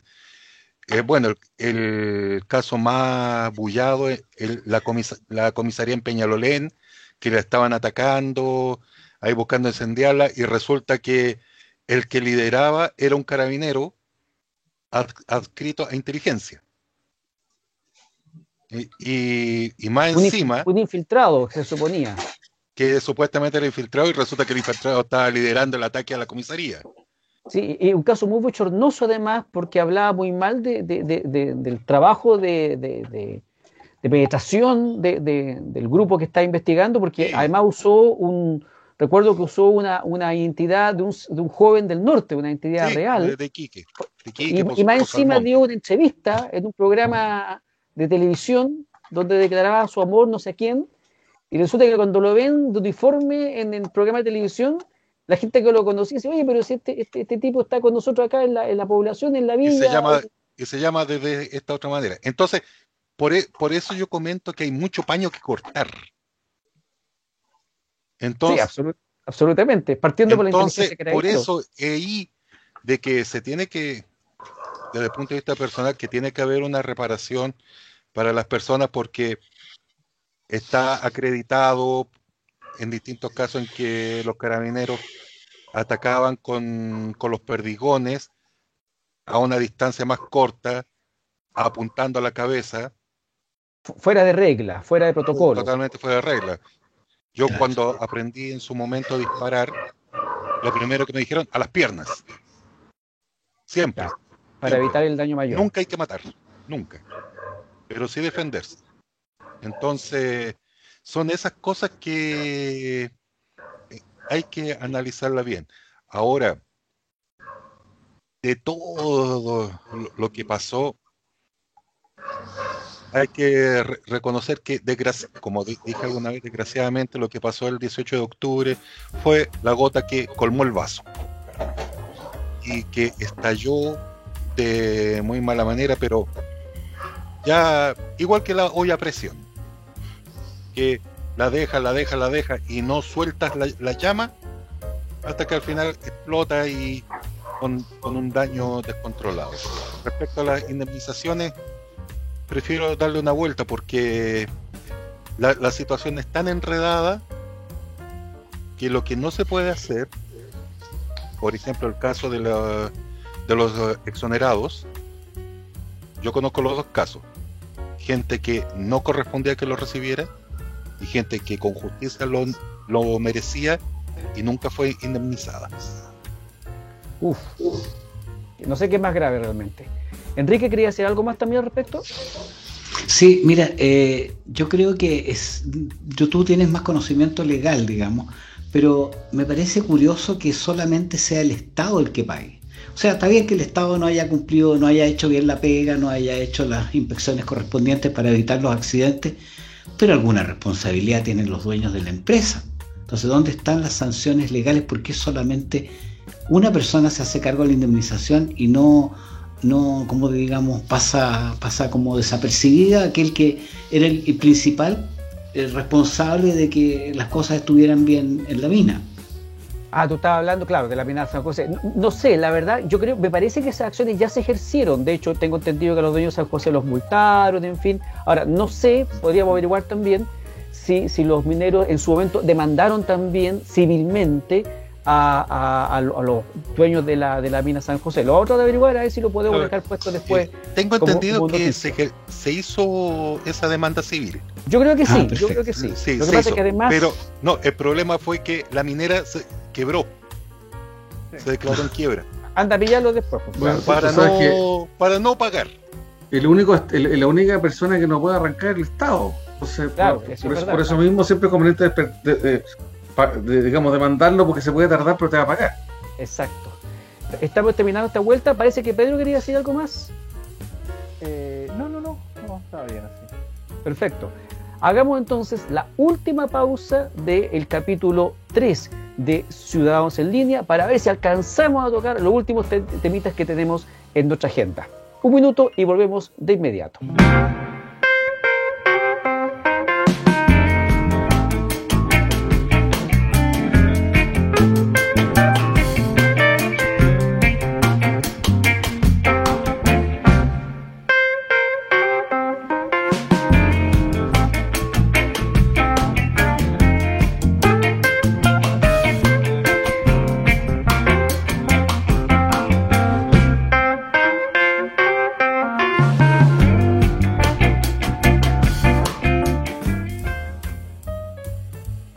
Y ya estamos en el tercer bloque del capítulo 3 de Ciudadanos en Línea. El bloque que yo le llamaría el bloque penal.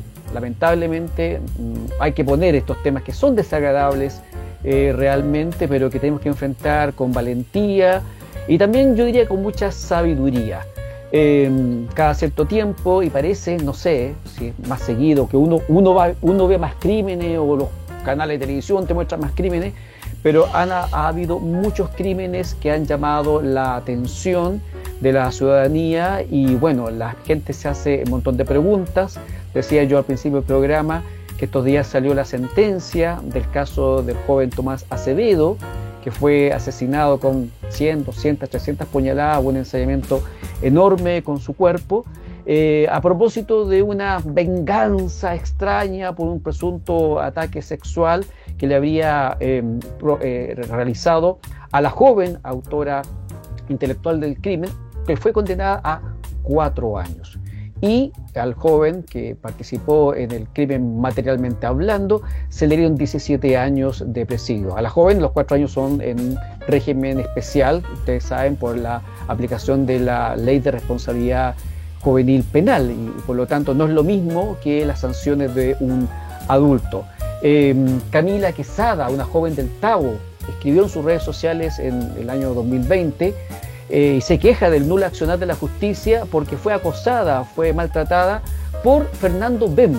¿Quién es Fernando Bem? Bueno, el presunto autor detenido, casi confeso, del crimen de los hermanos de El Bosque, joven persona que terminó de allegada en la casa de las víctimas y de repente termina asesinando a los hijos de la persona que lo acogió.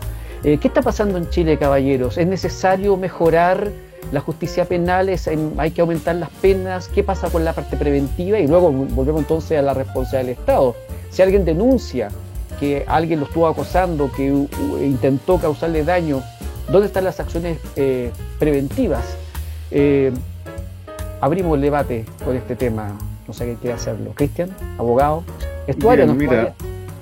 No es mi área. Yo me voy al derecho comercial, pero a temas financieros, pero y de eso me manejo bastante, digamos. Pero bueno, el asunto es que yo creo que no exagero.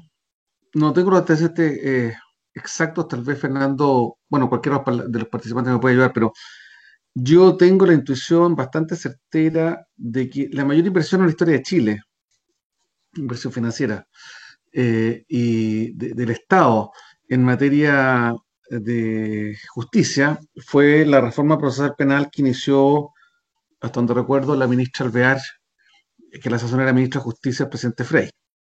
Exactamente. Yo recuerdo que se la inauguró con bombo y platillo. Se crearon, recuerden ustedes que hasta antes de eso, el mismo juez que hacía de juez sumariador, de juez investigador, era que hacía la sentencia en primera instancia. Y ese era un sistema aberrante desde el punto de vista procesal y tenía muchos años malos, pero sucesivos gobiernos, no digo sucesivos gobiernos, digo, durante 80 años, 90 años no se solucionó. Siempre fue la idea original tener un juez instructor, lo que ahora sería un fiscal, y tener un juez sentenciador que ahora sería el tribunal oral. Esa es un poco la idea.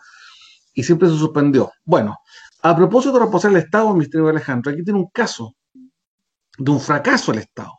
En la mayor inversión en justicia, fracaso relativo, después voy a explicar por qué. Y esto yo, perdónenme, no yo creo ser bastante humilde, no lo diría si no fue así, yo lo dije. Dije que esto iba a pasar. ¿En qué sentido que iba a pasar? Que la gente no iba a entender el mecanismo. Porque la reforma procesal penal se justificaba solamente, no por eficiencia, que fue lo que quisieron vender. La ministra Alvear y sobre todo en ese tiempo su secretario de Justicia, que después fue ministro de Justicia, el señor Gómez. ¿Se acuerdan que fue candidato presidencial después? José Antonio Gómez, claro. José Antonio Gómez. Salía diciendo a cada rato, no, mire, con la fiscalía, porque cada vez que por lo menos la vez que yo lo escuché, siempre sacaba como que con la fiscalía no pasó nada, la delincuencia solo ha subido, los fiscales tienen montones de defectos, ha costado mucho coordinar las policías con los fiscales, hay falta de inteligencia, hay falta de protección a las víctimas, como el caso que señala Alejandro. O sea, el sistema está funcionando agua por todos lados, pero no hay una responsabilidad política de las personas que lo aprobaron, no hay responsabilidad política de las personas que lo avalaron. Y además, yo insisto, yo estoy de acuerdo con la reforma penal, pero por razones meramente de derechos humanos. Porque el sistema antiguo era un desastre desde el punto de vista de las garantías procesales. Y efectivamente, no salía en la prensa la cantidad de gente que fue condenada. Yo trabajaba en Melipilla, hace muchos años atrás trabajé en Melipilla, algunos años, antes de titularme, y me acuerdo que yo de un cliente muy humilde, que era literalmente una persona que fue a sacar un permiso de cambio de domicilio y lo tomaron detenido 15 días. Y nunca supo por qué. Y era por un alcance de nombre.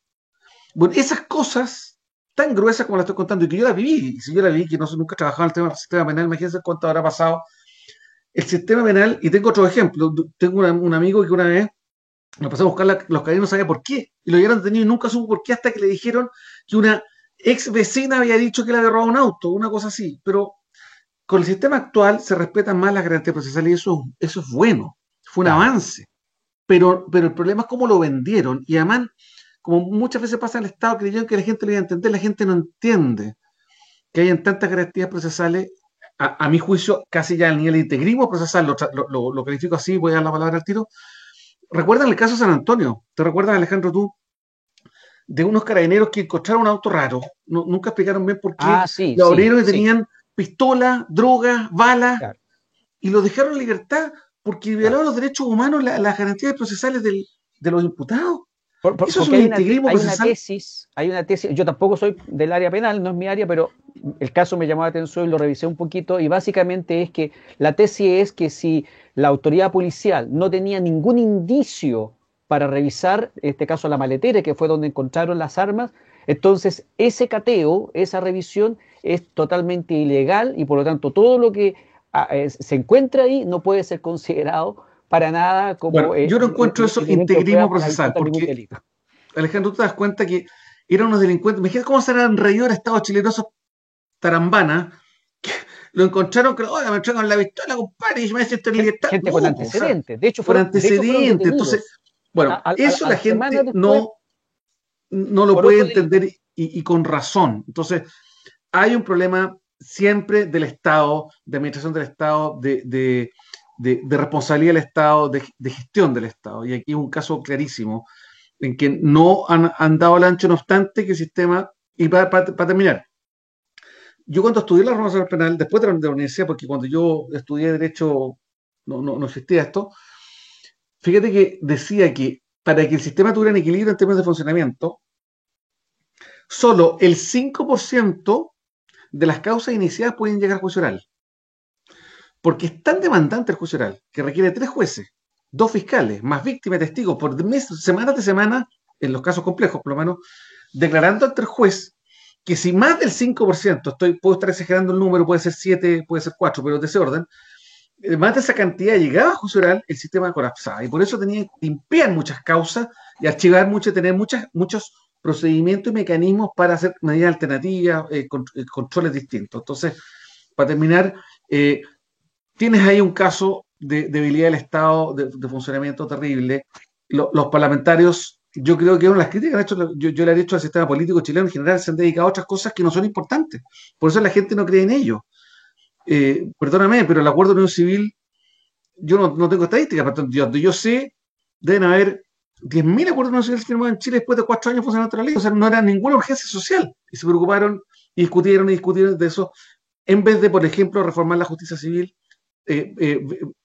afinar la justicia penal, etcétera. El Estado, los parlamentarios más preocupados de temas que a la gente no le interesa. A propósito del anuncio con el cual el presidente de la República parece que quiere pasar a la historia en la cuenta pública de impulsar la ley de matrimonio igualitario.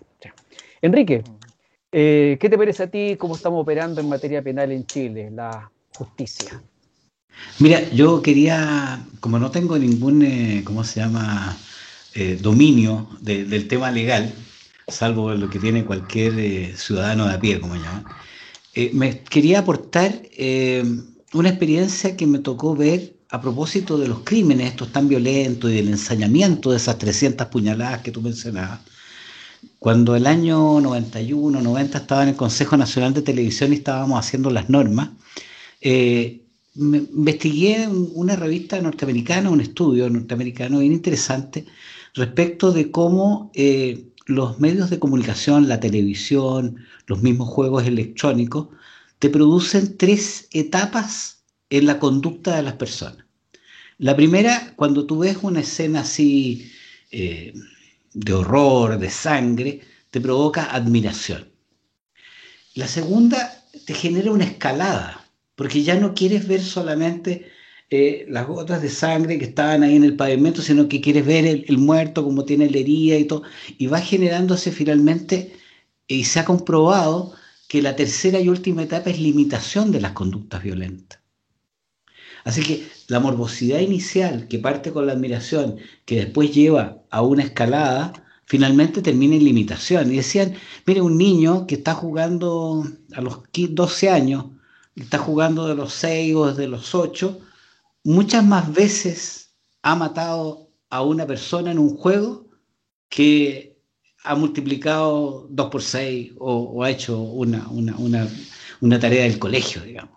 Entonces, la educación informal de estas conductas me hace pensar que yo creo que el problema de fondo, porque la situación legal lo que hace es juzgar y es una actuación posterior, digamos, pero la causa yo creo que es un problema ético. No sé si Fernando coincide conmigo, pero creo que es un problema que está en el hogar, está en la sala de clase, está en cómo le estamos transmitiendo valores a los jóvenes, cómo le estamos enseñando a los niños el respeto por la vida. Y lo que están aprendiendo es qué entretenido es matar a las personas. Sí, entretenido matar a las personas, o andar en auto a alta velocidad, eso, Rápido y Furioso ya va en no sé cuánto, 8 capítulos, 8 películas, y también están los juegos. Entonces, todo el mundo cree que subirse a un vehículo y echarle nomás es fácil y no importa entonces si pasamos a llevar a una persona. A mí la verdad me causa espanto que una persona con un vehículo puede matar a otra bajo el estado de ebriedad o de las drogas, y esa persona, si no tiene antecedentes, con suerte va a estar 1 o 2 años detenido, porque la verdad es un casi delito. No me sé bien la escala de pena, pero creo que estos son menos de 4 o 5 años, y luego con la irreprochable conducta anterior, al final le quedamos debiendo tiempo a la persona que ha matado a otra, actuando irresponsablemente en la conducción de un vehículo. Pedro, Perdón, disculpa que quiera agregar una cosita muy breve. A propósito de lo que se conversaba antes también, y alguien mencionó la palabra inteligencia. Hay una ley para modernizar la inteligencia que está parada seguramente por una serie de fantasmas del pasado, digamos, sí. Pero la Dirección de Inteligencia, no sé cómo se llama ahora exactamente, pero no puede hacer inteligencia operativa. Es un sistema de inteligencia que tiene que informarse por los diarios, llegando a un extremo. Entonces, si tú no tienes la capacidad de anticiparte a la ocurrencia de los delitos, no puedes prevenirlo efectivamente. Es mucho mejor tener, por ejemplo, como lo hemos visto en tantas películas, ¿no es cierto?, cómo se infiltran en los grupos de narcotráfico, en fin, cómo se logra en los grupos violentistas, cómo se logra desarmarlos con inteligencia, actuando antes de que maten a 50 o 60 personas colocando una bomba en un supermercado. Y eso quería acotar, digamos. Te estás refiriendo a la labor desconocida, misteriosa a ratos, de la Agencia Nacional de Inteligencia, que a veces uno dice, se pregunta uno si existe realmente esta agencia. sin perjuicio de eso, Pedro, Enrique también hizo unos aportes en tu área, la psicología. ¿Qué opinas tú de Bueno, esto? algunos Estamos dicen que hablando. para conocer una sociedad hay que ir a las cárceles o hay que indagar los crímenes o delitos que se cometen. Habla obviamente de nuestra sociedad, en nuestra cultura, de nuestros valores, más allá de los programas, probablemente del sentido profundo de la relación y el vínculo y el apego que podemos tener con los otros.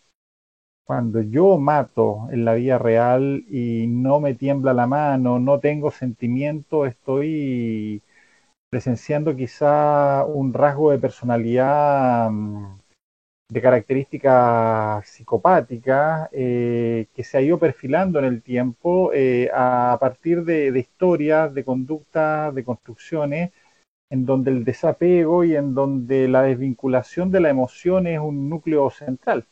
Y nuestra sociedad fracturada, fragmentada, nuestras familias atomizadas, los núcleos además de presencia de grupos organizados de violencia que son los que generan también y promueven y son capaces de capturar o de reclutar a este tipo de personalidades, hombres, mujeres, son también un factor emergente. Ante esa situación debe actuar esta otra institucionalidad que era la que planteaba Cristian Denante, y yo creo que obviamente en ese actuar hay que también ser capaces de leer cómo interpretar la ley, porque se da la paradoja, y Cristian lo debe saber, y muchos de nosotros, que de pronto por temas que no son estos, pero hay salas donde un juez interpreta la ley de una forma y otro de otra manera. Entonces no es que el sistema solamente es el permisivo o el garantista, sino que también los intérpretes y los ejecutores finalmente de la condena, de la ley, de la sanción, también al parecer adscriben a cierta lógica que se ha ido masificando. Entonces, siento que ese es un problema altamente complejo porque no se arregla simplemente con una legislatura o con una modificación estructural, sino que también conlleva la capacitación y un enfoque doctrinal casi de la jurisprudencia, pero eso es tan difícil y complejo que probablemente llevaría mucho tiempo. Entonces, se va retroalimentando y finalmente lo que vamos viendo es hechos y hechos que uno va conociendo a través de los medios públicos, no solamente estos que tú mencionaste, y con esto voy a terminar, sino por ejemplo el caso del asesinato de este chico adolescente Tomás en la Acevedo. séptima región, pero en la séptima región, en una localidad campesina de Longaví, iban dos personas, salió un chico a pasear, no sé qué pasó ahí, lo asesinaron, lo apuñalaron. Sí. Ahora, hace poco, una chica de 13 años que conoce a alguien por redes sociales, que esa es otra puerta también donde la ausencia de padres, tutores, custodios, responsables, alguien, permite que se abra y que los chicos de pronto interactúen con sujetos que encubren su verdadera identidad. Y en este caso fue esa la situación, una niña de 13 años entabla relación amistosa, entre comillas, con un personaje que termina abusando de ella y bueno, sucediendo lo que sucedió. Entonces, quizás habría que indagar también en la profundidad sociológica, psicológica de nuestra sociedad, qué está ocurriendo para que personajes como estos puedan expresarse.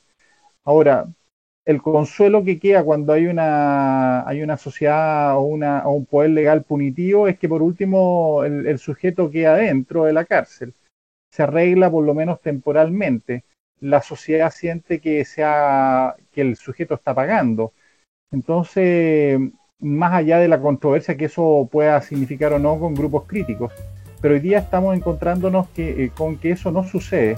Y esa es la situación que abre una incógnita respecto a cómo va a evolucionar y cómo vamos a lograr consensuar finalmente puntos básicos para que la sociedad, las personas, las víctimas en definitiva puedan sentir, por lo menos los que han sobrevivido obviamente, puedan sentir que el culpable, el delincuente ha pagado.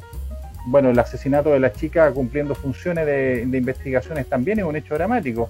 está controlando el tránsito, no está en ninguna acción de alto riesgo y bueno, detiene automovilistas y los tipos, sin decir agua va, descargan sus armas y la asesinan a sangre fría. Entonces, este es un tema mucho más complejo y yo mi aporte lo hago de esa línea, básicamente. ¿Qué tipo de sociedad estamos construyendo y qué ciudadanos están de alguna manera emergiendo de esto?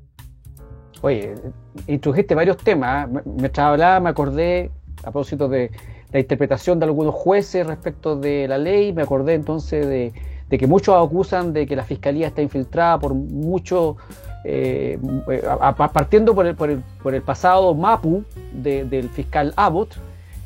Todos sabemos que en el séptimo Juzgado de Garantía de Santiago hay un juez extremadamente garantista. El juez ese que se vistió de rojo la otra vez, no sé, en la Araucanía para fallar, que en realidad era un poquito exótico esa situación. Pero también plantea otra cosa que... en un barretín. ¿Cómo? En la fiscalía, que le sí, un barretín, que fue de casualidad. Menos mal que no, en esta ocasión no operaron como señaló Cristian tampoco. Exactamente. Fue casualidad, no fue por obra de inteligencia. Claro, y además plantea otro tema que no es menor, que tiene que ver con que si nuestras cárceles son realmente espacios de integración o de reinserción de delincuentes. Yo soy partidario, francamente, quiero decirlo, soy partidario de un aumento de las penas. Yo no entiendo esto del presidio perpetuo, que a los 15, 20 años ya está fuera. No me cae en la cabeza esa idea del presidio perpetuo. Yo creo que una persona que mata a otra, con todas las agravantes que hemos conocido, no es un simple accidente, merece la máxima pena, y ya que no podemos aplicar la pena de muerte por razones que son bien conocidas y razonables, especialmente el fallo judicial, entonces, bueno, hay que sacarlo de la circulación porque es un peligro para la sociedad. Ya hemos tenido casos también de personas que salieron libres y luego han vuelto a delinquir. Fernando, ¿qué tienes que decir sobre este punto? Complicado. Ahí yo voy a hablar simplemente como una persona que ha escuchado estas cosas de derecho de oídas y que tiene un conocimiento menos que superficial. Entonces, pero hay una cosa que afecta mucho, que cuando los abogados me escuchan quieren asesinarme, cuando digo que en Chile la jurisprudencia no existe. Porque los fallos obligan solo a las partes, ¿ya? Los jueces no están obligados a seguir los fallos, sino que se ciñen a la ley, nada más. Y evalúan cada caso según su mérito. Entonces, te puedes topar con un tipo de caso y el juez dice que es A. Después se topa con el mismo caso y puede decir que es B. Y no le afecta. Entonces, eso ayuda a crear un poco ese tema de confusión. El derecho anglosajón, especialmente lo que uno ve en las películas de Estados Unidos y todo el tema, que se ocupa mucho para argumentar no era tan los juicios. superficial tu conocimiento, pues, Fernando. Te fuiste muy humilde. Sí. Estás hablando bien. Pero resulta que, gracias, que para poder hacer que la costumbre pueda crear derecho, entonces ahí no sé cómo habilitar algo parecido en Chile. Ahí escapa a mis conocimientos. Pero sí sería bueno, cosa de, por decirlo así, tener una justicia más predecible. Que eso afecta. Habría que aumentar las penas. Tocaste el tema, Fernando, perdona, tocaste un tema vale. muy, muy grueso, porque los sistemas legales anglosajón y el europeo, yo no soy experto en filosofía del derecho ni nada, pero fui abogado, alguna formación tengo, son muy distintos. El sistema francés, el sistema inglés, si tú lo quieres reducir así a el sistema de Napoleón, al sistema de Enrique VIII, digamos. Sí. Y ambos con virtud y efecto, nosotros por supuesto correspondemos pues ya por tradición enorme, toda Latinoamérica, al sistema francés, digamos, de códigos, de leyes codificadas, Claro. y ellos son muchas menos leyes y mucho más puntuales, pero por supuesto que la jurisprudencia constituye derecho, es decir, lo que falló algún juez en un caso similar hace 25 o 30 años atrás en el estado de Delaware, cuando son leyes federales, obliga 40 años después a lo que determine un juez en Nueva York, ¿cierto? En Chile no pasa así, es lo que dice Fernando, es un sistema muy distinto que tiene varios defectos y varias virtudes. Ahora, habría que definitivamente aumentar las penas, caballeros. Sí. Ahora, según qué penas. Estoy hablando de los crímenes más importantes. Por ejemplo, este caso del joven que materialmente mató a Tomás Acevedo. Le han dado 17 años. Es una persona joven, creo que tiene 19 años o 20, algo por ahí. Antes de los 40 años, yo doy firmado, va a estar libre. Antes. Ni siquiera. No, de yo hecho, no va a a los cumplir 40 17 sale, años tampoco punto, de. según la legislación actual. Y entonces, esta persona va a salir. Enrique Ahora, quería hablar. sí, un poco para cerrar el tema, ahí reiterando mi condición de lego en temas de derecho. ¿Mm? Que hab- hay distintas penas, pero resulta que, a ver, ¿cómo puedo organizar bien la idea? Queda la idea de que, por ejemplo, el caso que tú comentas, Alejandro, en que una vida que se sanciona, que se, perdón, que se acaba esa vida con todo lo que implica, con el valor intrínseco que tiene la vida humana, desde el punto de vista valórico, desde el punto de vista filosófico. A veces se toma, se le da un valor mucho más bajo, se busca to- tomar como algo inferior frente a otros delitos. Entonces, eso es lo que yo estoy viendo.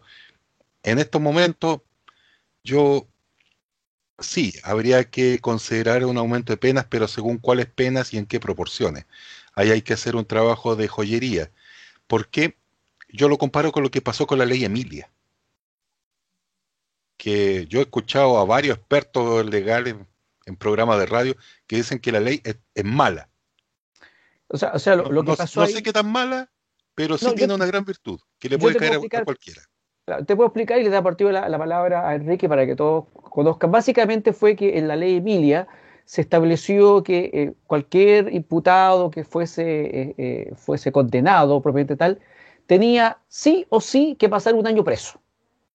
Entonces, eso generaba una discordancia con otros casos, porque al final una persona que, por ejemplo, eh, eh, digamos, el autor material de un accidente de tránsito, pero, por ejemplo, colaboró, estoy inventando un poco, colaboró con el problema, se detuvo, ayudó a la víctima, en fin, igual le iba a dar un año preso.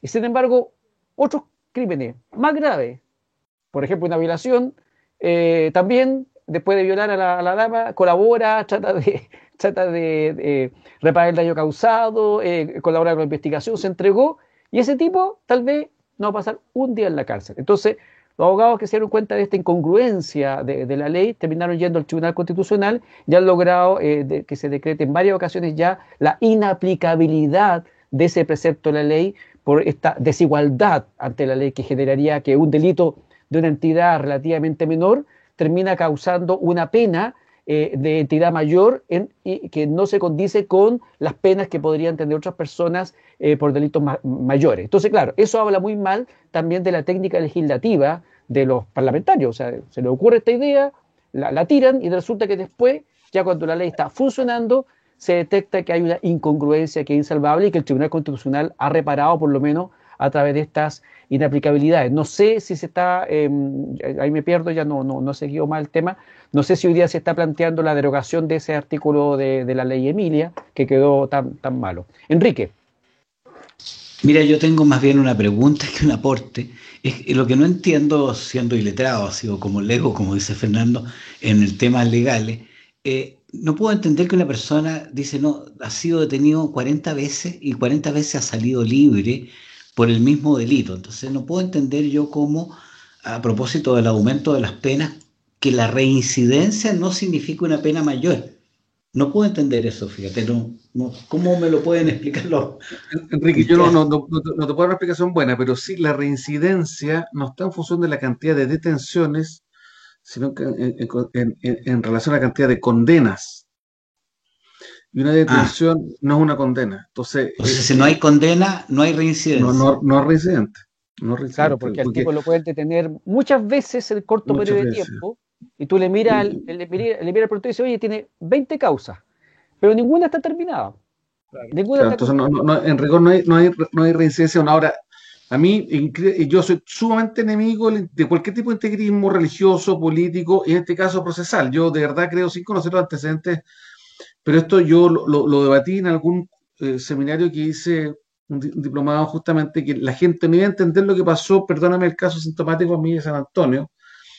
Yo no lo entiendo como abogado, incluso que yo estoy de acuerdo con la protección de los derechos humanos, estoy de acuerdo con que el sistema de justicia penal nuevo se justificaba sobre todo por protección de los derechos de las víctimas, pero me parece aberrante el integrismo de una viveza de un carabinero que no es una violación, porque el carabinero no es que haya entrado así, me tinca hasta casa por el chapón y pilla un arsenal de armas, no, to- abrió el auto la persona, el auto de la persona no es su intimidad, no es su hogar, ¿me entiendes? Entonces, bueno, hay mucho que andar. Mira, no sé si Alejandro, nos quedan 2 minutos. Poquito nos queda. Ya, mira, es que te quiero dar un ejemplo de los errores legislativos. Yo les decía que yo soy abogado más bien de temas comerciales, pero les voy a dar un ejemplo que lo viví. Yo me dedico a derecho seguro. Soy abogado de compañía de seguro y corredor de seguro. Y a eso me dedico exclusivamente. Soy bastante especializado. Bueno, el asunto es que un distinguido senador, que ahora es convencional constituyente, hace unos 6 años atrás presentó un proyecto de ley. Y el proyecto de ley decía así, lo voy a reducir, pero algo así como lo siguiente. En todos aquellos seguros que no hayan tenido siniestros durante el primer año de vigencia de la póliza, hay que bajar la prima del seguro para el año siguiente. Eso era en lo medular del proyecto. Bien de sentido común, entonces claro, pues si yo no hice un solo seguro, hay menos riesgo, entonces la compañía de seguro me tiene que bajar la prima al mes siguiente. Tal cual. Entonces yo le dije, fuimos al senador, no voy a decir el nombre, estoy tentado a decir el nombre, pero no importa. Pero yo creo que ya cacharon con la segunda pista que Ya hay, lo porque vamos a averiguar ya. ahora es convencional. No, Y, ya se sabe.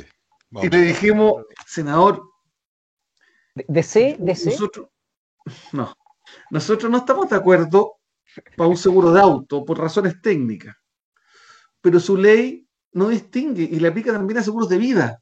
Y en los seguros de vida hay un solo siniestro. Y se acaba la póliza, ¿entiendes? ¿No?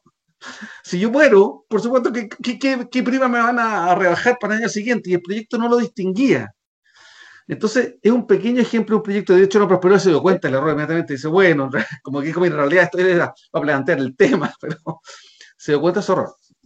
Eh, pero yo le decía, la otra vez lo dije respecto a Fernando, respecto a la democracia directa, legislar es sumamente difícil.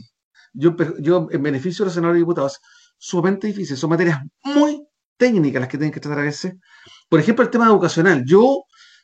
Aunque yo fuera el mejor diputado del mundo, si fuese, yo creo que el tema educacional, ¿qué puedo opinar? O el tema es muy difícil. Entonces uno elige personas con sentido común que sean capaces de negociar, de escuchar a los expertos, de arbitrar, de alguna forma, la mejor solución para el grueso de los chilenos, porque nunca hay soluciones perfectas. Los legisladores siempre están pensando huevos, los legisladores. Siempre están, lo que ponen por acá lo sacan por allá. De ese punto de vista, es una actividad sumamente compleja. Y yo sí la he visto por mi actividad laboral. He participado en 3 proyectos de ley y es muy complejo legislar y tomar todos los puntos de vista, dejarlos pendientes y dejarlos satisfechos. Y en el tema penal es uno, porque efectivamente aumentos de penas, lo dijo creo que Fernando, yo estoy de acuerdo con aumentos de penas, pero específicas para los delitos más graves. Pero el principal problema, y termino, de persecución penal en Chile, el sistema penal, es la calidad de las policías, la eficiencia de las policías, con las mismas penas. Y el problema más grave, de hecho, Alejandro, yo discrepo, o sea, no es que discrepe, sino que doy un matiz, no es sanciones medianamente bajas para un delito muy grave, como que tú estás señalando, sino que muchos delitos graves no tienen ni siquiera sanción, ni siquiera baja. Nada. En Chile impunidad está se llama lleno eso. de robos con violencia, de violaciones, de abusos deshonestos, de delitos de cuello corbata, que no tienen ninguna sanción.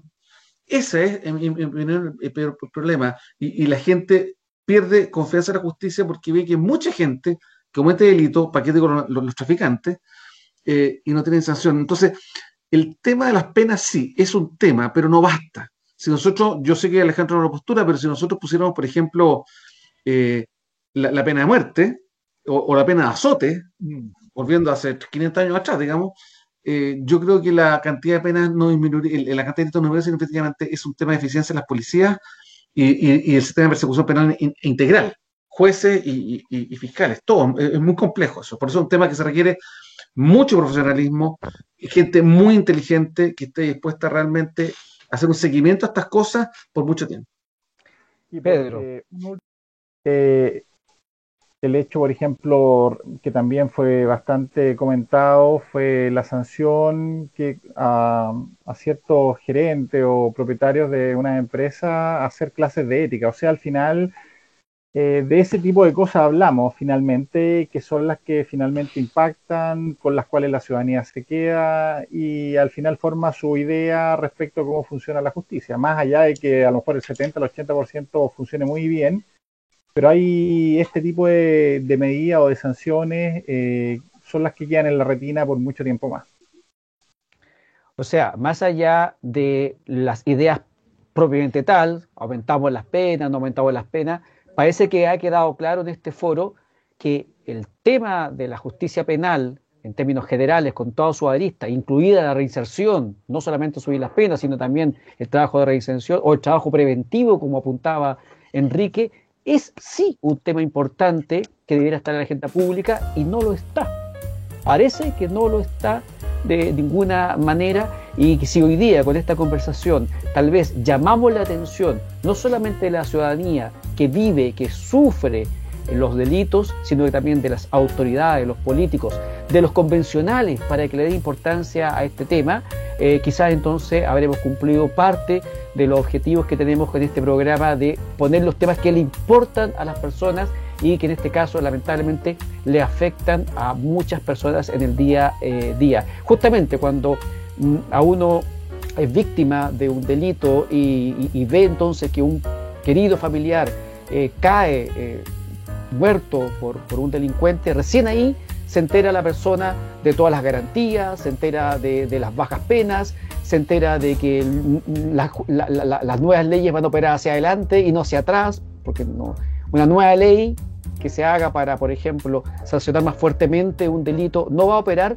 precisamente para el delito que motivó esa reforma. Así que yo creo, caballero, realmente que hoy día hemos tocado una tecla sensible de nuestra sociedad respecto de que esto sí que es un tema de política pública que debe ser atendido. Y de esta manera estamos terminando entonces este capítulo número 3 de Ciudadanos en Línea con los panelistas habituales, Fernando Palma, Cristian Larraín y Pedro Iturrieta, no sé de qué Patricio estaba pensando, Pedro Iturrieta Vergara, y el invitado especial de hoy día, Enrique Cordobés. Ha sido un gusto tenerte, Enrique. Yo te tengo invitado para una entrevista también, espero que la podamos hacer para que conversemos un poco más de ti, de lo que haces. ¿Cómo te sentiste? Mira, ha sido un agrado haber participado con ustedes, he aprendido mucho hoy día de derecho, de un poco de informática, pero bueno, más adelante nos tocará aprender un poco más de informática y de psicología, obviamente. Así que si he podido aportar, para mí ha sido un grato encuentro. Ha sido un gusto tenerte, Enrique. Espero que volvamos a conversar en otros programas, mantengamos el vínculo para que entonces los ciudadanos de todas partes del país, de todas las regiones, puedan tener la posibilidad de conversar. Si usted nos ve, si usted quiere participar, escríbanos a contacto@estudiociudadano.cl y pida su invitación para el siguiente o su siguiente capítulo de Ciudadanos en Línea. Nos vemos en el próximo capítulo, Dios mediante. Muchas gracias. Saludos a todos. Chao, Enrique, capitán. Saludos. Adiós. Hasta la próxima. Chao.